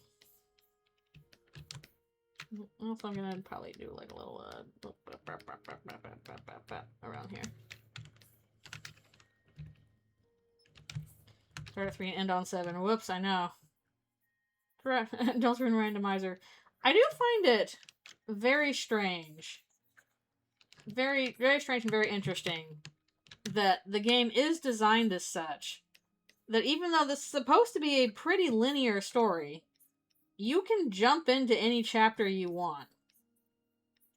From any position you want. Which is kind of what I think would apply in like the comic I'm doing now, where in the normal route, the characters are basically breaking the game at the end of chapter 7 and jumping around in chapters in various places to try and change things. Because otherwise it's like, okay, the player has this ability to jump into the story from various points in time, even though this is supposed to be experienced in a linear fashion. Why does this option exist? Why can we basically jump around in what is otherwise a linear story? And the idea that this would be, because the player has this ability, that is something that they could utilize to their advantage in the future, I think could be really interesting. Yeah, why do the shadow crystals carry across save files? I don't know. How do those help? What do we gain from those? Again, something that probably not essential to changing the story, but still has to be a good reward. Isn't that time travel in kind of sense, but not in the same way that it does to not in the same way that it is for Undertale. Because Undertale's time travel was basically like, your body is not being sent back and forth in time, you're just being reset to a different space and time. And you can retain some memories of that. What happened there? That's not what I wanted. Stop that! Oh, I'm on the wrong brush, no wonder. And you can retain some memories of that. Other people experience it as like deja vu.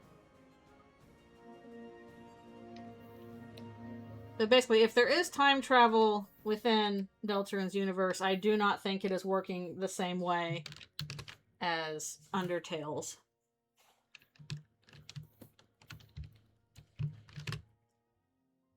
And even then, it's like it's still not affecting like the linear story quite.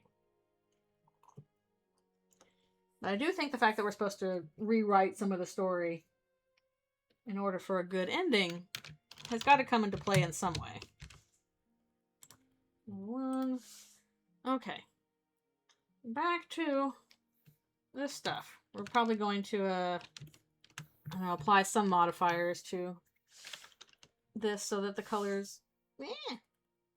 Oh, no wonder it's on the wrong layer. Yes, this Chris is more like the vessel. The idea basically being that, like, okay, if the soul is basically treating Chris as, like, a means to an end, as a tool to break the game with, and Noelle starts doing the same...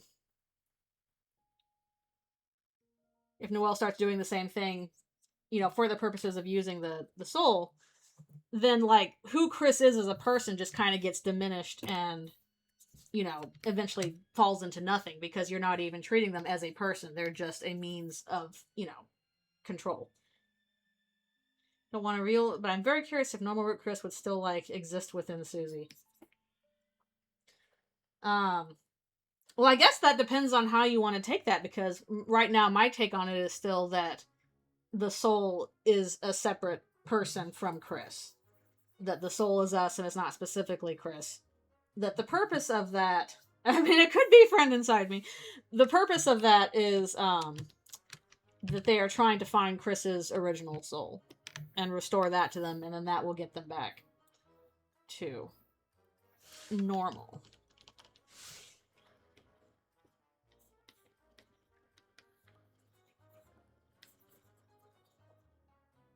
I still prefer having a little bit of stuff down here.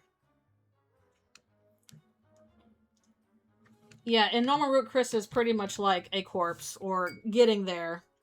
I'll probably touch on that a little bit in the comic, but basically, like, in a near dead state, the goal is to get their own soul back to them and save them. And that this was kind of the point of them trying to self-sacrifice, and then the friends being like, screw your self-sacrifice, we're gonna break the game in order to save you. I don't know, I just prefer having a lighter tone on there. I think it looks better. I kind of prefer it. Actually, maybe I should do this on, like, maybe I could have her hand be like a weird root. Colors on this side of the arm.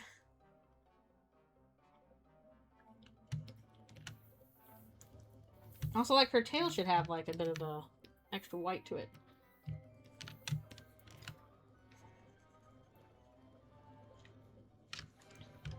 Yeah, the sleeve is white on the right. This one is kind of a purplish color. Why do you think Carol is racist towards Chris? I mean, we're not sure yet if that's the case. It could be. But we don't know for sure. Especially since we did not cover much with this last chapter.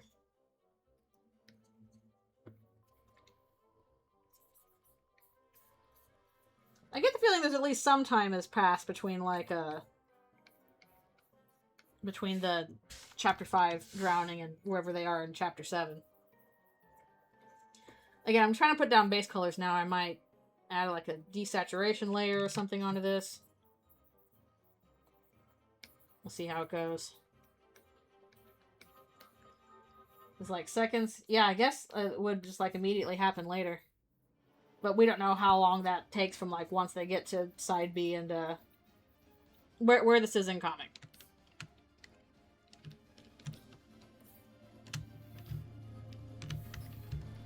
You skipped everything. You skipped it. You smell like wet deer. Ugh. Wet deer and broken code. Rotten glass, as they say.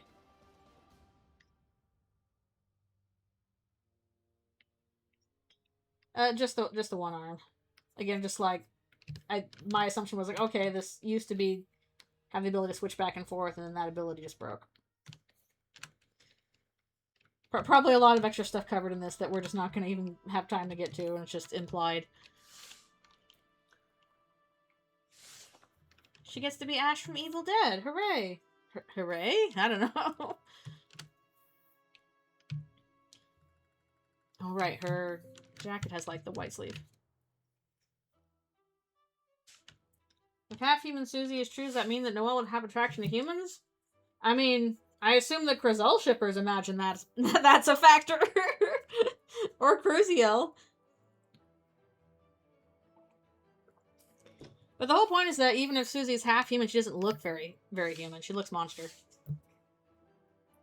I don't think monsters have blood, but I do think she has, like, kind of red stuff going on. Like, there's, like, a red, veiny stuff going on with her hands to show that they're being used.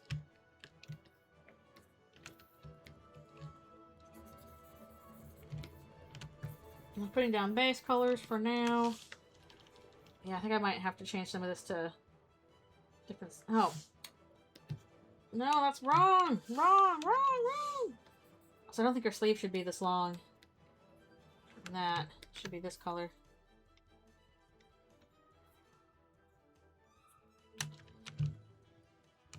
Yeah.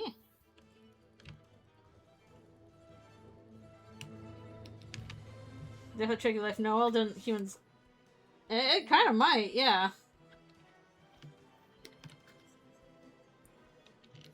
So I think that Noelle would be okay with, you know, half human aspects if she's okay with Chris. It doesn't matter as long as they're not, as long as they're ladies. Temple of Doom poster. I don't know what that is. Right, also, Thorn Ring is like probably a this kind of grayish color.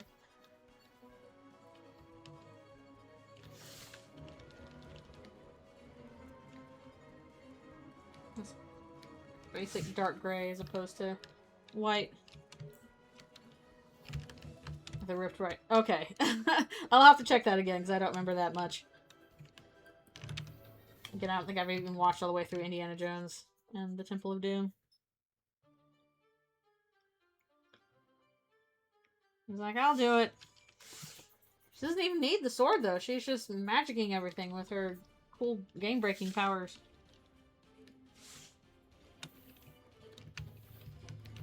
Yeah.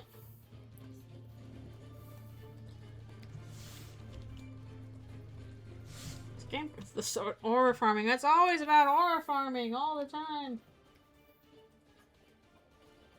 I gotta do her weird Christmas sweater. Christmas sweater.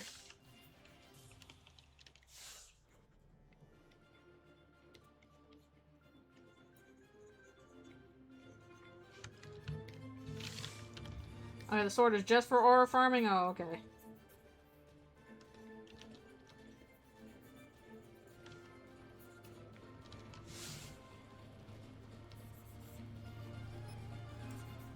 Who are they aura farming against?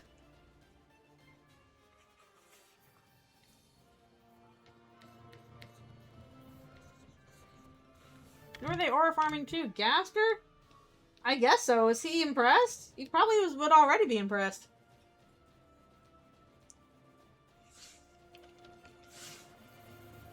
With the power of my ring, I can do most anything! Swordroot checkers. Well, what color are the checkers in that? Aren't those kind of like a black and gray? Or like a blue and gray? Dark purple and blue? Huh. Actually, that's interesting. I'm gonna look that up now. Do we have any good pictures of the Swordroot area? Swordroot. I just want to see, like, okay, can we see pictures of things? Nah, there's not really any pictures on the wiki.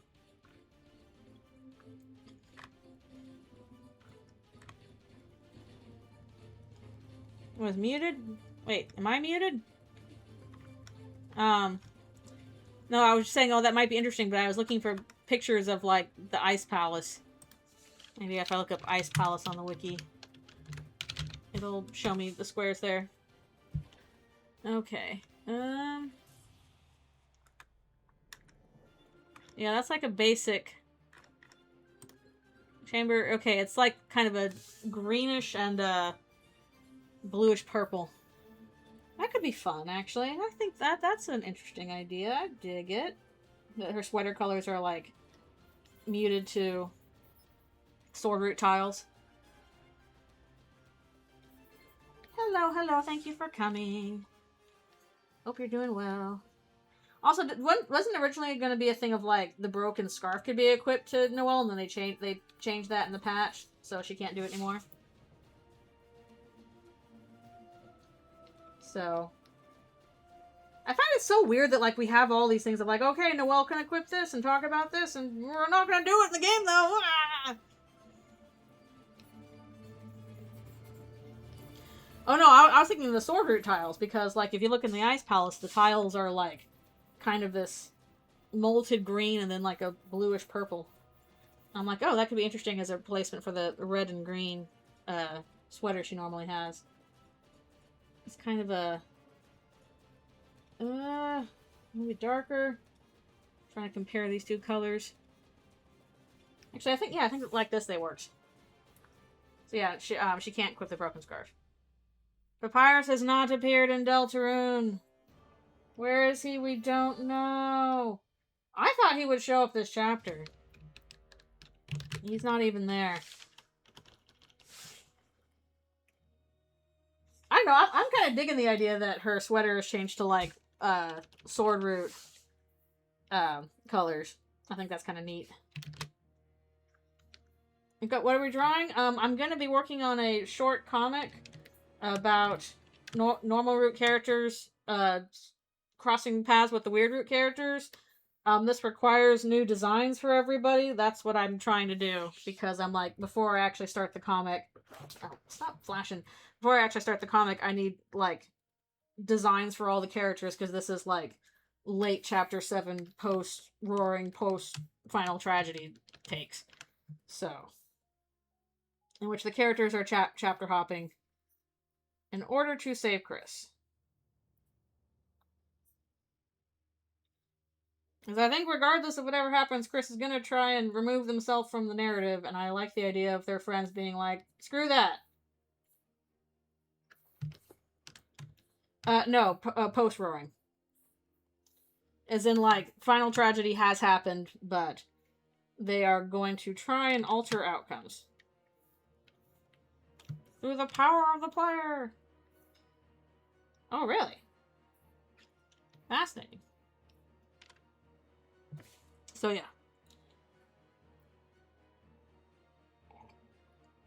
Yeah, that's what I mean, is that, okay, this is something that they did in the weird route. The difference is, in the weird route, by treating the characters as, like, tools rather than as characters, their growth has been stunted.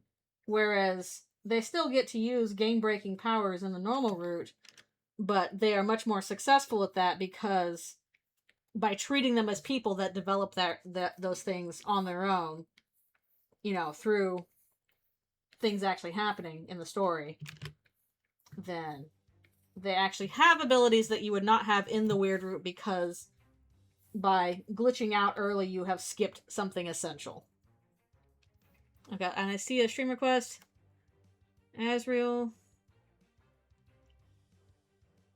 I don't know if we have room on the page. Let's check. Let's check and see if there's room on the page. Also, if this is, this I'm gonna have to... Alright, we're gonna squeeze them in here at the very bottom.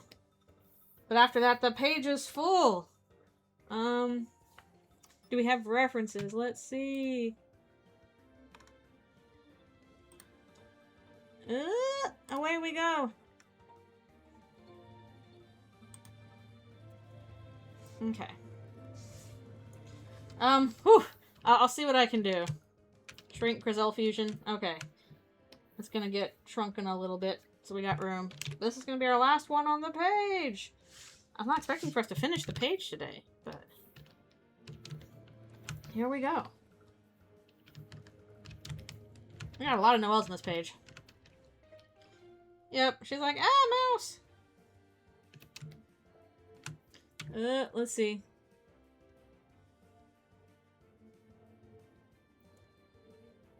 Okay, so I gotta go to my usual brush.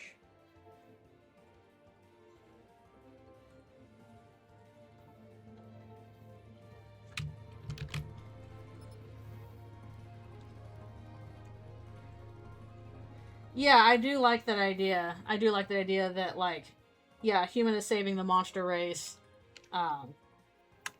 in Undertale.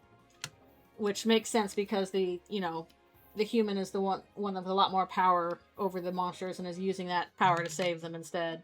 But a reverse of, like, all these monster friends saving their human friend who is trying to remove themselves from the story. I think That would be a neato twisto.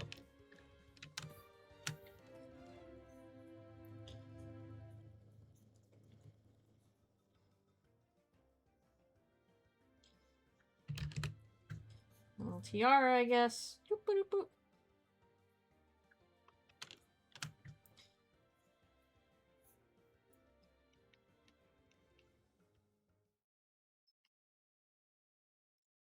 Yeah. Gonna make a Susie Ear YouTube video. Okay. I will offer my support how I can. I can see a way that it can work in terms of like subverting usual tropes that come up in fantasy stories involving like half human monster people. So I can see it in that. But honestly, if I make a video again, I think I want to do one on like Deltarune's broader themes because I've been thinking about that a lot lately.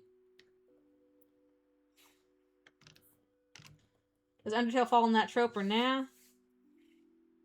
I don't think it falls into that trope necessarily.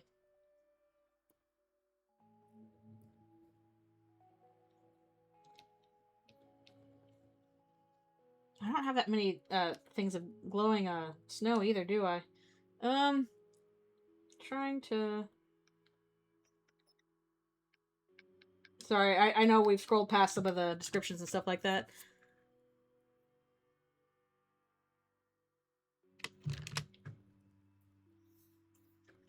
But basically, in the ear thing, what I can see working with that is like, I don't know, thinking about that in terms of, okay, common tropes that show up in fantasy stories if you have a character that is, you know, half human, half monster.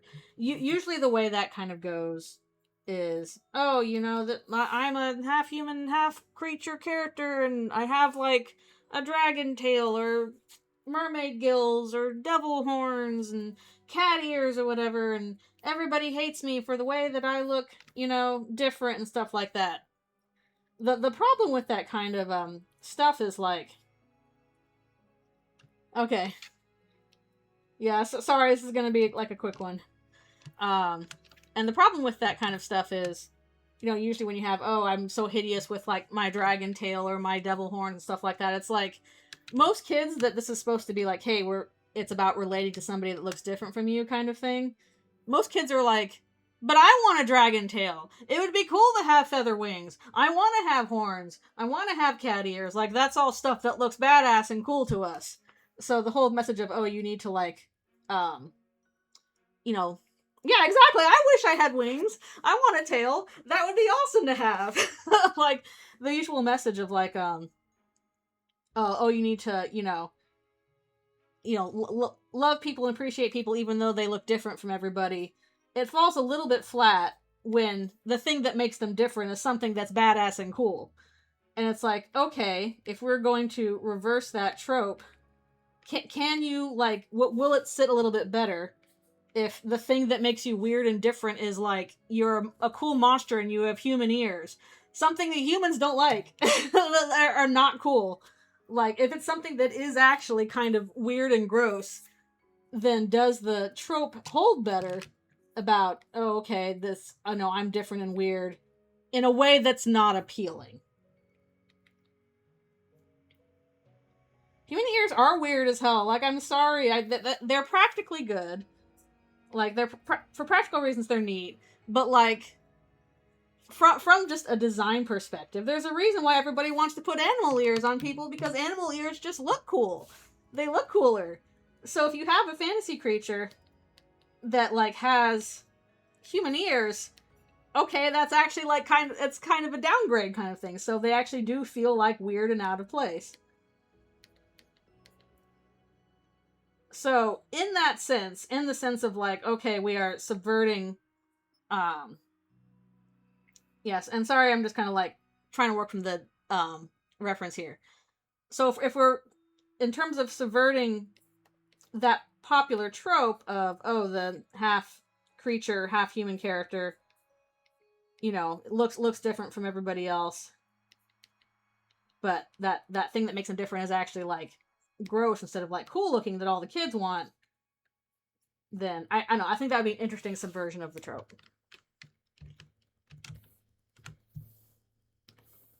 Okay, I hope this works okay. I was trying to work from what we got, but the page is full! The page is full! Okay, yay, now I need to take a stretch break. And then we'll do one more session. Yay! This has been a wild page. We're kind of, well, we were nicely organized, and then as we went further down, things just kind of went out of control. Yay, full page! That's our third full page! Yay! Next time we'll start page 4. Y'all fill this up quick like. The trope I'm describing, that's what I'm saying. Well, specifically in regards to Susie being half human if she had human ears kind of thing. Because that specific trope of, oh, I'm half and half, I'm part human and part creature, and the thing that makes me not fit in and is undesirable to the rest of society is like, oh, if I'm a human and I have my dragon tail, oh, I feel so out of place in society. The problem with that trope is that, you know, the point of the trope is, and also, yeah, don't bring weird roots. Don't bring real life stuff like Charlie Kirk assassination in. I think that would turn people off real fast. I know I would not want to see that in the video. So let's stick with just what's in Deltarune itself.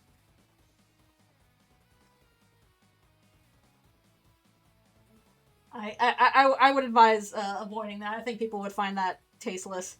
And like, yeah, I don't think those need to be compared.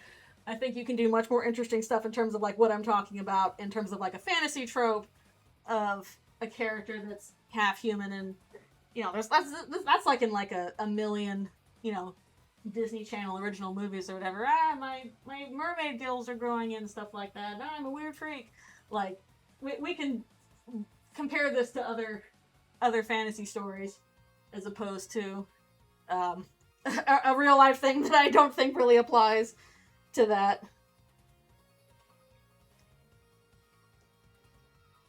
So if you're gonna make a video, hard advise, don't do that. Especially for like a theory that's as out there and tenuous as that is. Because even in terms of like Susie being half human, that's still pretty much up in the air. I think we can just, if you're going to talk about it, again, focus on other fantasy stories.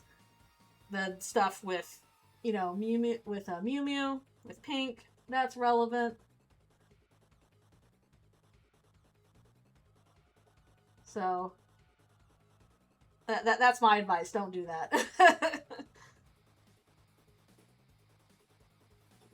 Again, if I was watching a video about, like, oh, stuff about Susie having human ears, that would turn me off pretty quick. I don't even like Charlie Kirk. Good riddance, but not relevant to a Deltarune theory video about fantasy tropes.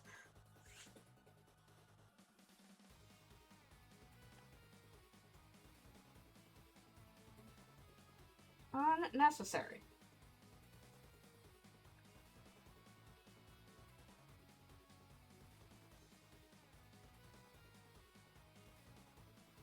Like unless there's a really, really clear, like, real world application to it, not necessary.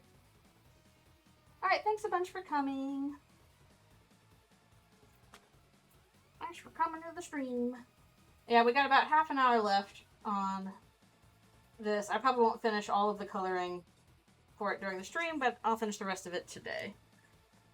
Alright, I'm gonna do one more stretch, and then I'll be back for the rest.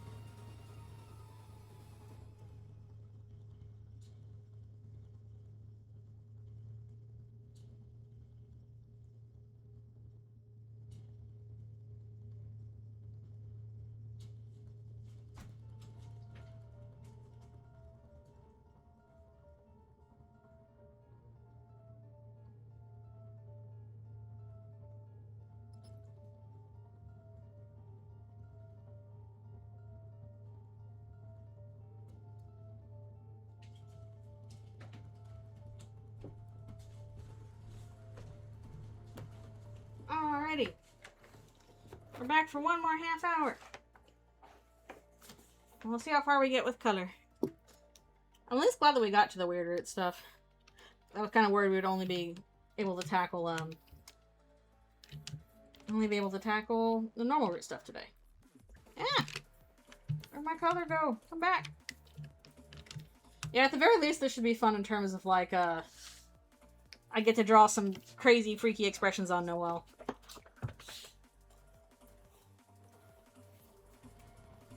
Yeah, that's relevant. The fact that, that Rousey's teasing in particular really set Susie off.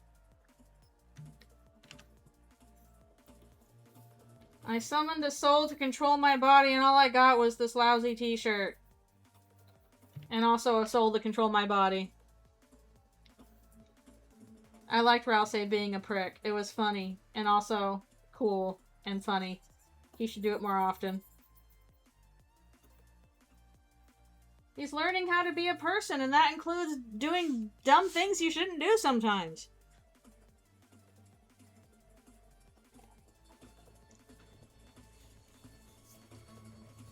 I like the fact that Orange is so small. She's barely an apple tall.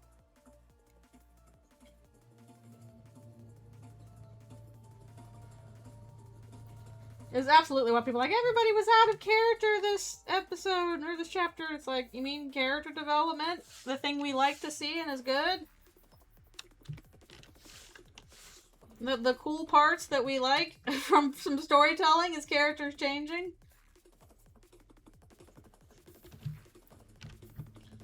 As opposed to remaining static?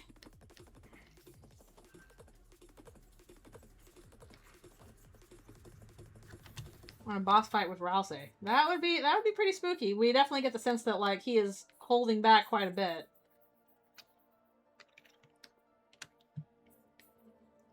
I guess if there's anything that was frustrating about this chapter, it was that, like, it took the stuff that we knew, like, okay, what is Rousey? Okay, what's the deal with the knight? And just made it even muddier. It kind of felt like we got less clarification on that. Which, not out of character, just from a reader's perspective, it's like, oh man. Oh man. I'd be down with a Sham boss fight. In chapter 6. If that's how we get our pure crystal.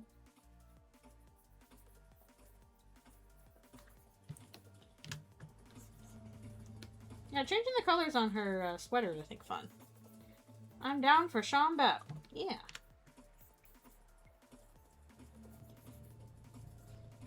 Get one more last difficult battle in before, you know, you get your prize. He doesn't give you a shadow crystal, or they don't give you a shadow crystal, but they do give you a pure crystal.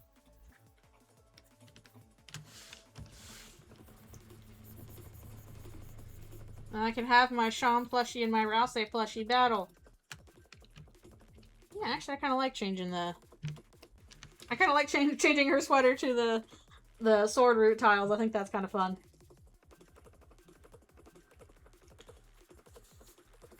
A sign that things have been super borked. Super broken.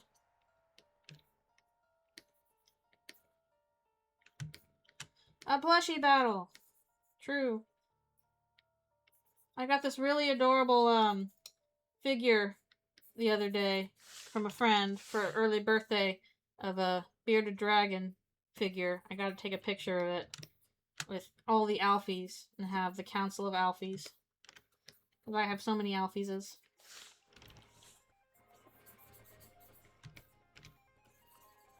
Where that? Oh, I'll probably flip back to the other side to see the inside of her thing again. Plushie battle. I need to get like one of those hanging nets for plushies because I have so many of them and they're kind of running out of space. So if I had a little space to put them on the ceiling, hang them from the ceiling, that would be a bit of a space saver.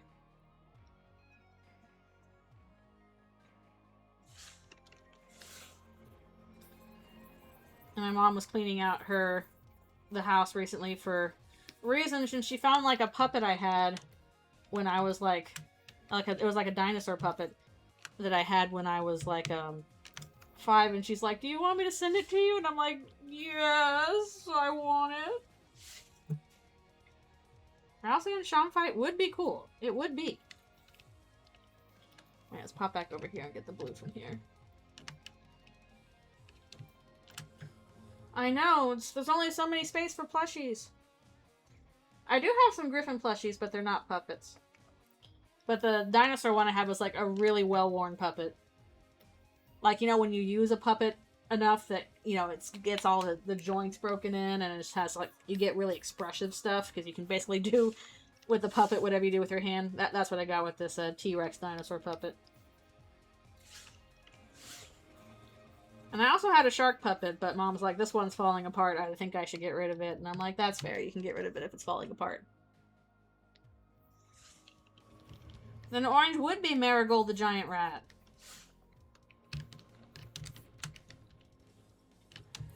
It's a hand puppet. It's not a marionette. It's like a soft hand puppet.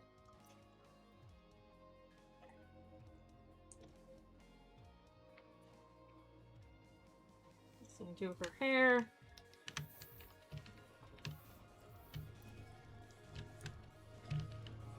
Yep, Dark World sleeve. Marionettes are pretty cool. I've never practiced with them before, so I don't know how you would do it, but definitely takes some kind of skill. But yeah, I kind of like the idea that, like, she used to be able to switch between Light World and Dark World outfits, and then that broke. So now she has glitched one sleeve.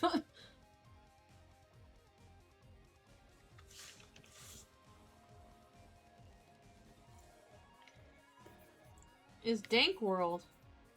I don't know, ask Rousey and his chuffed dart and stuff like that.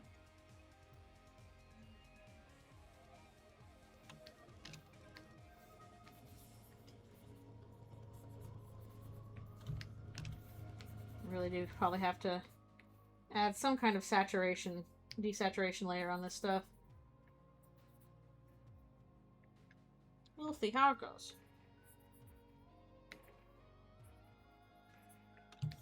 The power of layers!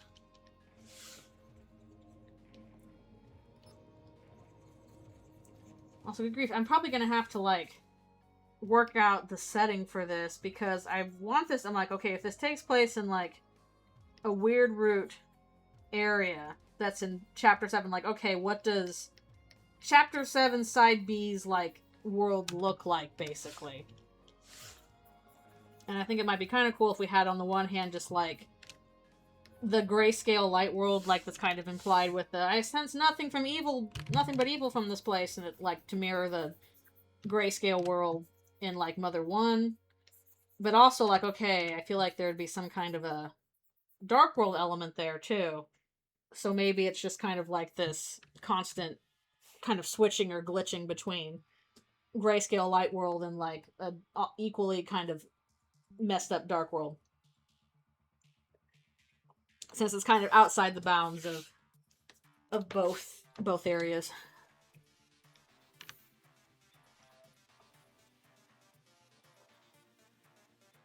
How do you portray out of bounds? It's funny because I kind of knew how to do that in Dogs of Future Past, because we already had, like, a lot of examples of here's stuff that exists outside the game, just with the hidden rooms and stuff like that. But it's a kind of a tougher call in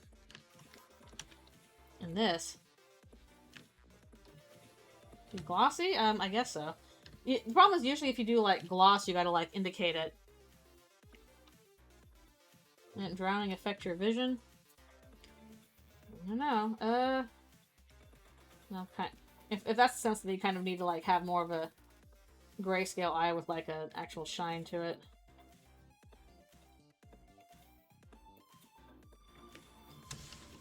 Like that.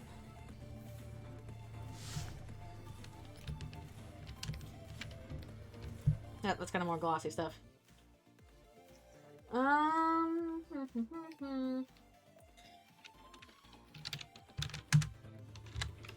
I do want to because the colors are still too bright. I think I have to bring those down a little bit. Actually, let's... Adjustment layer! Adjustment layer!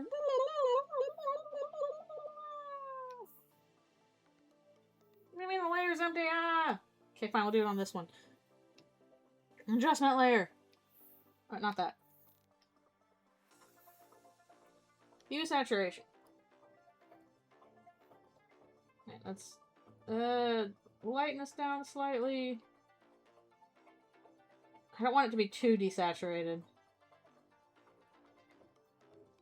Actually, I kind of wonder if I can't, oh, it just applied it to the whole layer itself. I'm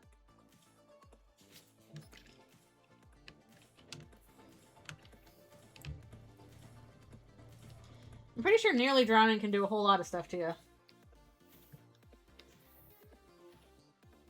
Also depends on whether you drown in the light world or dark or saltwater or freshwater. The Tumblr Sexy Man. I don't know if Flowery's ever going to win the Tumblr Sexy Man Awards, because he's kind of an anti-sexy man.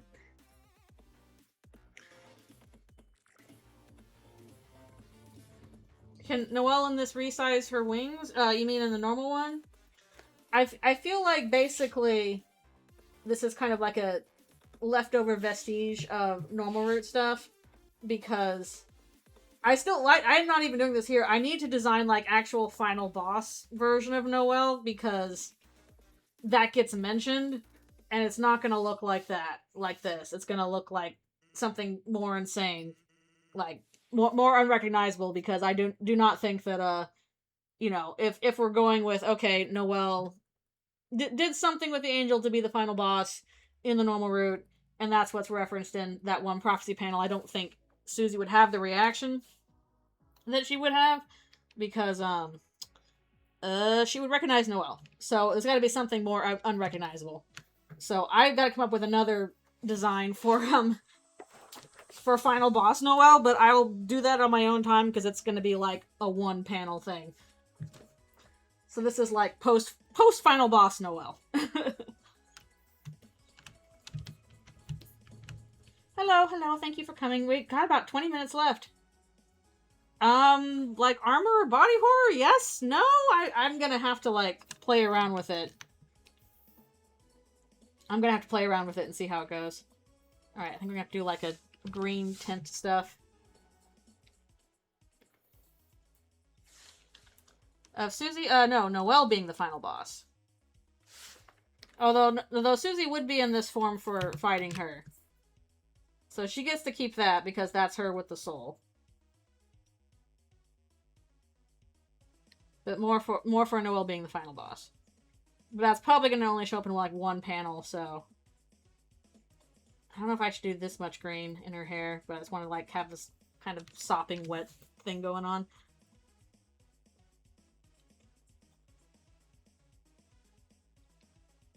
There's too much chlorine in the lake, apparently. Gonna make your blonde hair turn green. Anybody have that when they were swimming? When they were younger? And chlorine, you spend all the time in the chlorine, makes your hair green. I know the lake probably does not have chlorine in it, otherwise, uh-oh, what's going on with that? If you have black hair, then you probably don't have to worry about that. You're probably fine. It's mostly a problem if you have blonde hair. Kind of wondering if we should add a bit more also. We've already desaturated her a little bit, but maybe we can do a little bit of what we did with Susie and add a little bit of darker fur towards the bottom. Who's dumping chlorine in the lake? That's how they killed Onion. They dumped chlorine in the lake.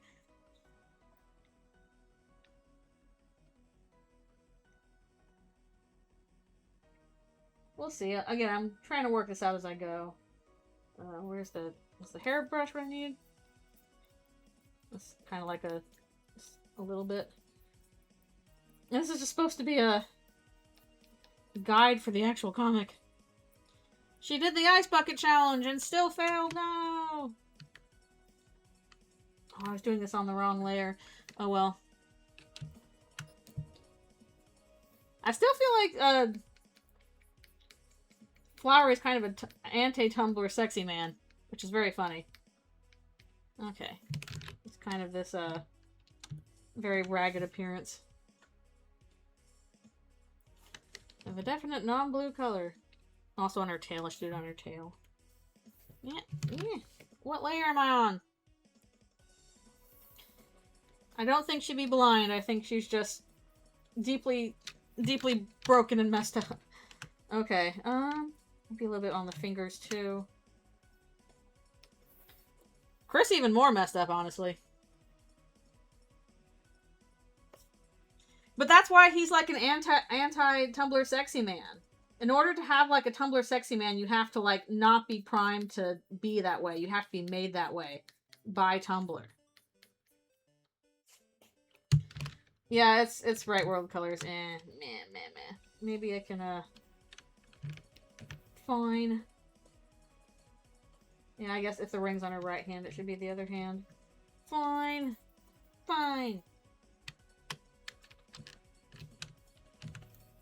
Oh wait, I was gonna draw like red veins on her hands too. I keep forgetting about that. Okay, I gotta add that.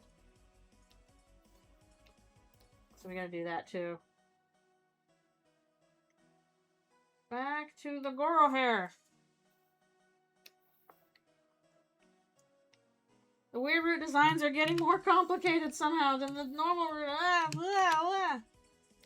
Veins are blue, but the red indicates like soul usage.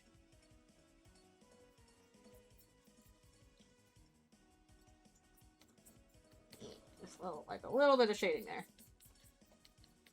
Probably should do it on the other hand too. This is why I'm scared of doing colors. It's hard.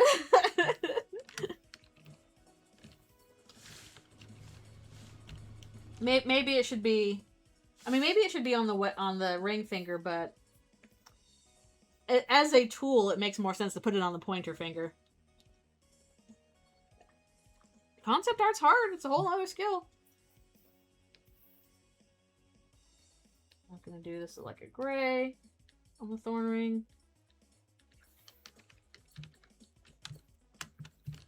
And then this color. And that. I know, you get ideas, then you get more ideas, and you get more ideas, and you're like, how do I incorporate all these ideas?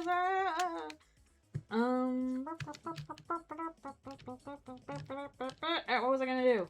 Alright, the red part. Red.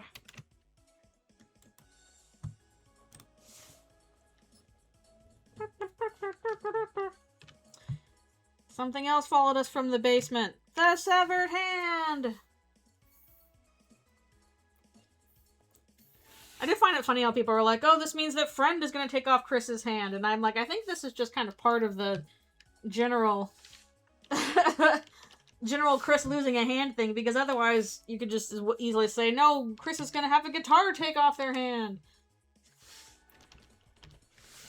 Chris is going to take their own hand off. Like, it's a... I don't think this is specifically Friend is going to take off the hand. I really should just make that Blue Sky post about stuff on Friend, because, I have thoughts about that. I don't know if they're very coherent thoughts, but they are thoughts. It's kind of like, you know, shower thoughts.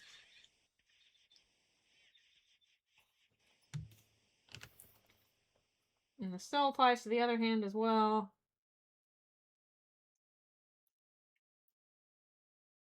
Noelle, stop using that soul. You're ruining your nails. Your hoof nails. That's a thing that exists, right? Now, does that look creepy enough? I think we've achieved pretty decent creepy with no weird root Noelle here. See if we can't get to Chris.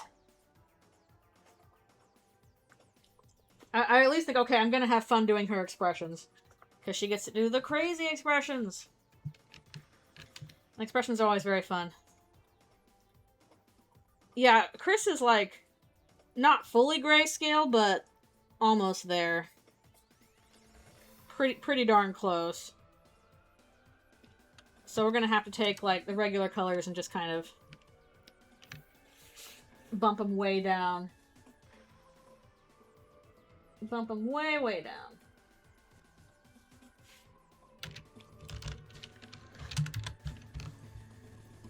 Yeah, I'm gonna keep them pretty monochromatic and dark, because the whole thing is that, like, they just kind of don't even exist anymore. They just stopped being a person and are just, lugging the soul around for Noel, basically. Chris just dead! You killed them! No tears. We don't need tears. You just killed them! You drowned them in the lake and you killed them, you horrible person! Well, not horrible person. People just playing a video game, but you know what I mean. Just playing the Vimeo game. But yeah, I think I'm just gonna, like, mostly, mess around with saturation and darkness on this. But we gotta work from some kind of base. Chris, I hate the fact that your shoes are the same color as your pants. Why? Why? Why would you do that? Have some regular ass shoes. Chris, in the Dark World, you can wear whatever you want, please.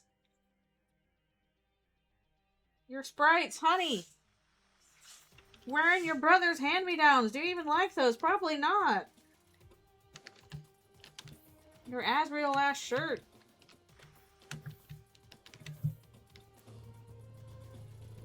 So that bit can go, oh, Kara?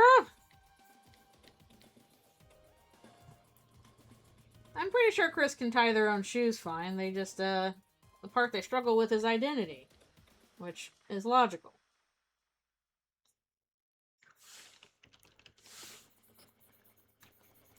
It's almost like that's important for overall character themes and stuff. Unless they drown. Chris drowned. It's like Ben drowned, but it's Chris. Chris, there's a little Chris statue following you whenever you try and play the Song of Healing. You shouldn't have done that, player. I sound like a Toriel? What does that mean?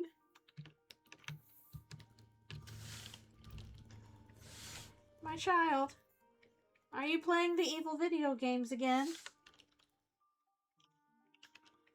Are you posting online about how the song is in reverse? I was just raised by a Toriel. I'm not a Toriel. Am I a Toriel?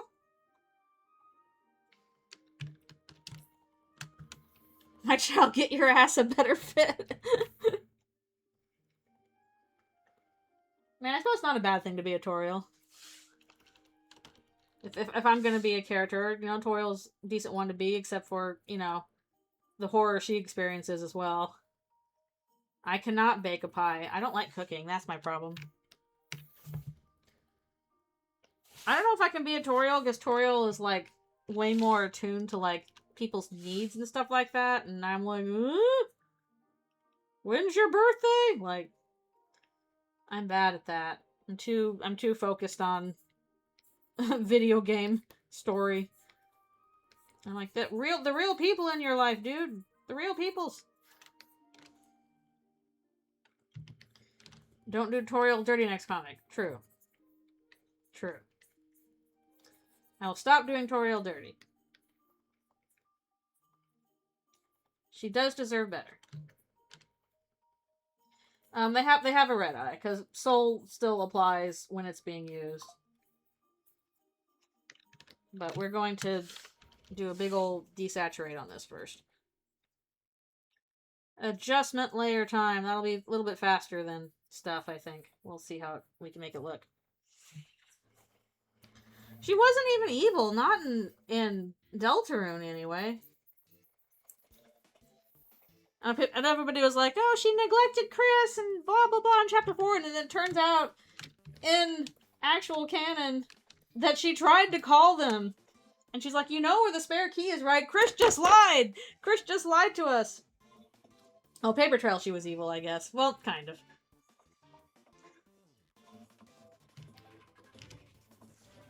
Coral seems like a normal parent. True. Okay, let's, adjustment layer.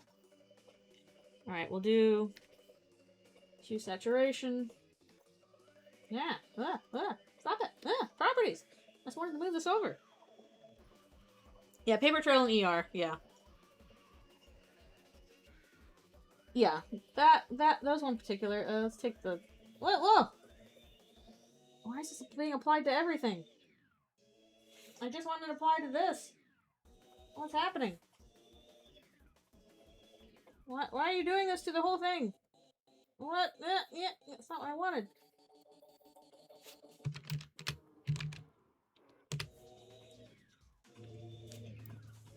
She was done so dirty, it is true. Hello? Oh, I need to, that's what I need to do. How about we actually apply this where it's supposed to? No wonder it was messing up. Okay.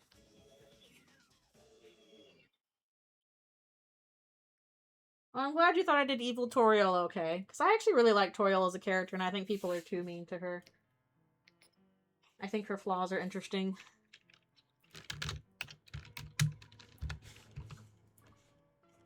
She was not taking care of herself. True. Toriel's great.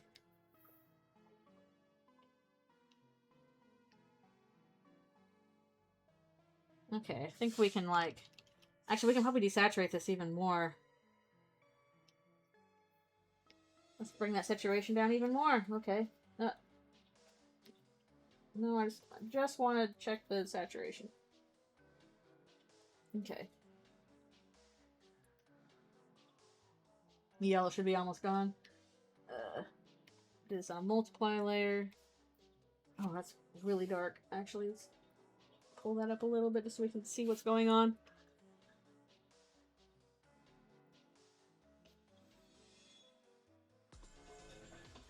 Again, I want almost a goner. I don't want, like... No, they're just... Okay, yeah, we can pull that down to... That's pretty low saturation. I'm gonna have to find other ways to, like, bring out the highlights for this. Chris, still aura farming. Actually, I think I need to put, like, a really gray spot, like, right there where the hole's supposed to be. So let's, do that. Chris is getting all the layers. Right there. What Paper Trail Toriel did? In Paper Trail, it's not just Toriel, it was other characters as well, but basically it was implied that there was a big riot in Hometown in the distant past, and all of the humans were locked in the bunker.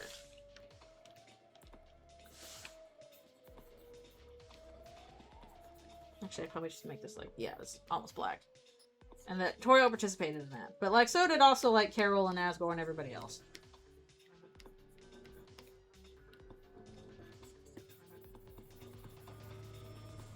And Sans just calls out Toriel on that.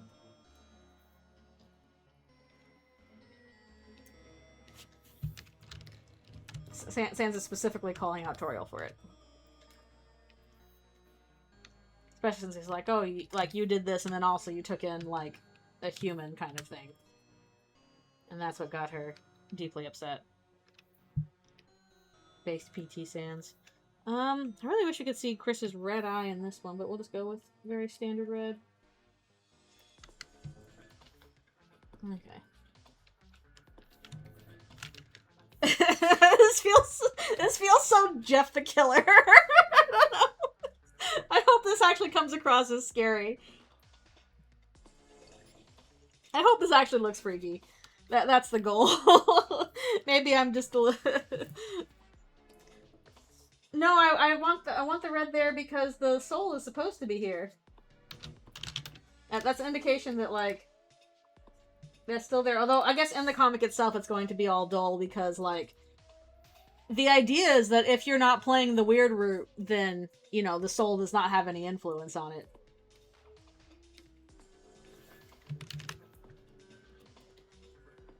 I don't know if I've all read... Like, I want them to be able to, like, kind of look around to indicate that they can look around, just, can't really react beyond all that. Oh my goodness, it's almost time for me to stop! TLDR, eat shit. But Chris has played the Halloween hack? Red and white looks a little goofy, I don't know. Say a little crack in there. Black and red? I don't know.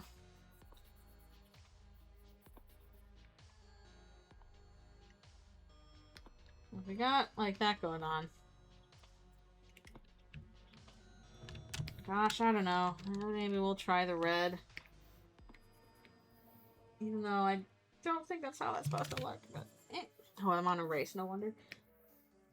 Give it a shot. Okay, let's see here. Probably have to add like glowing on that. I don't know. What do we think?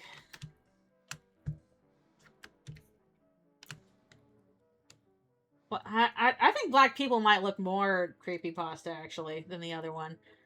I don't know. Also, I need to make their hair look wet.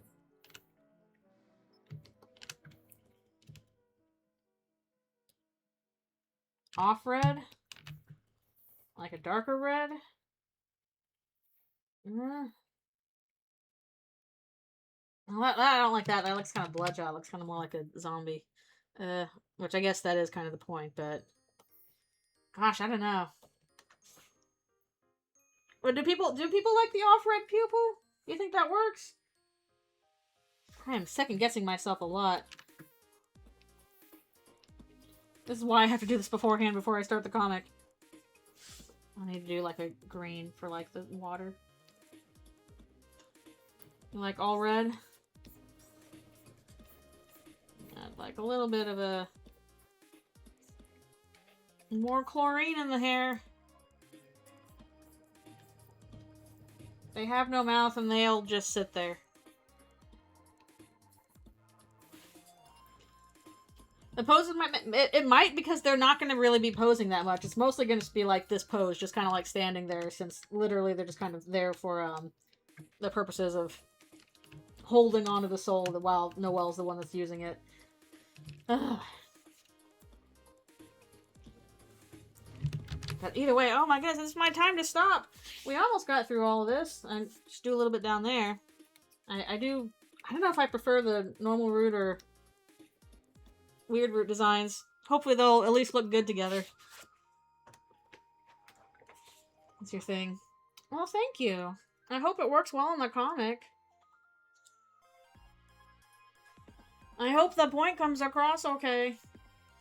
I'm mulling over all that stuff for a while. Oh, Noelle looks great.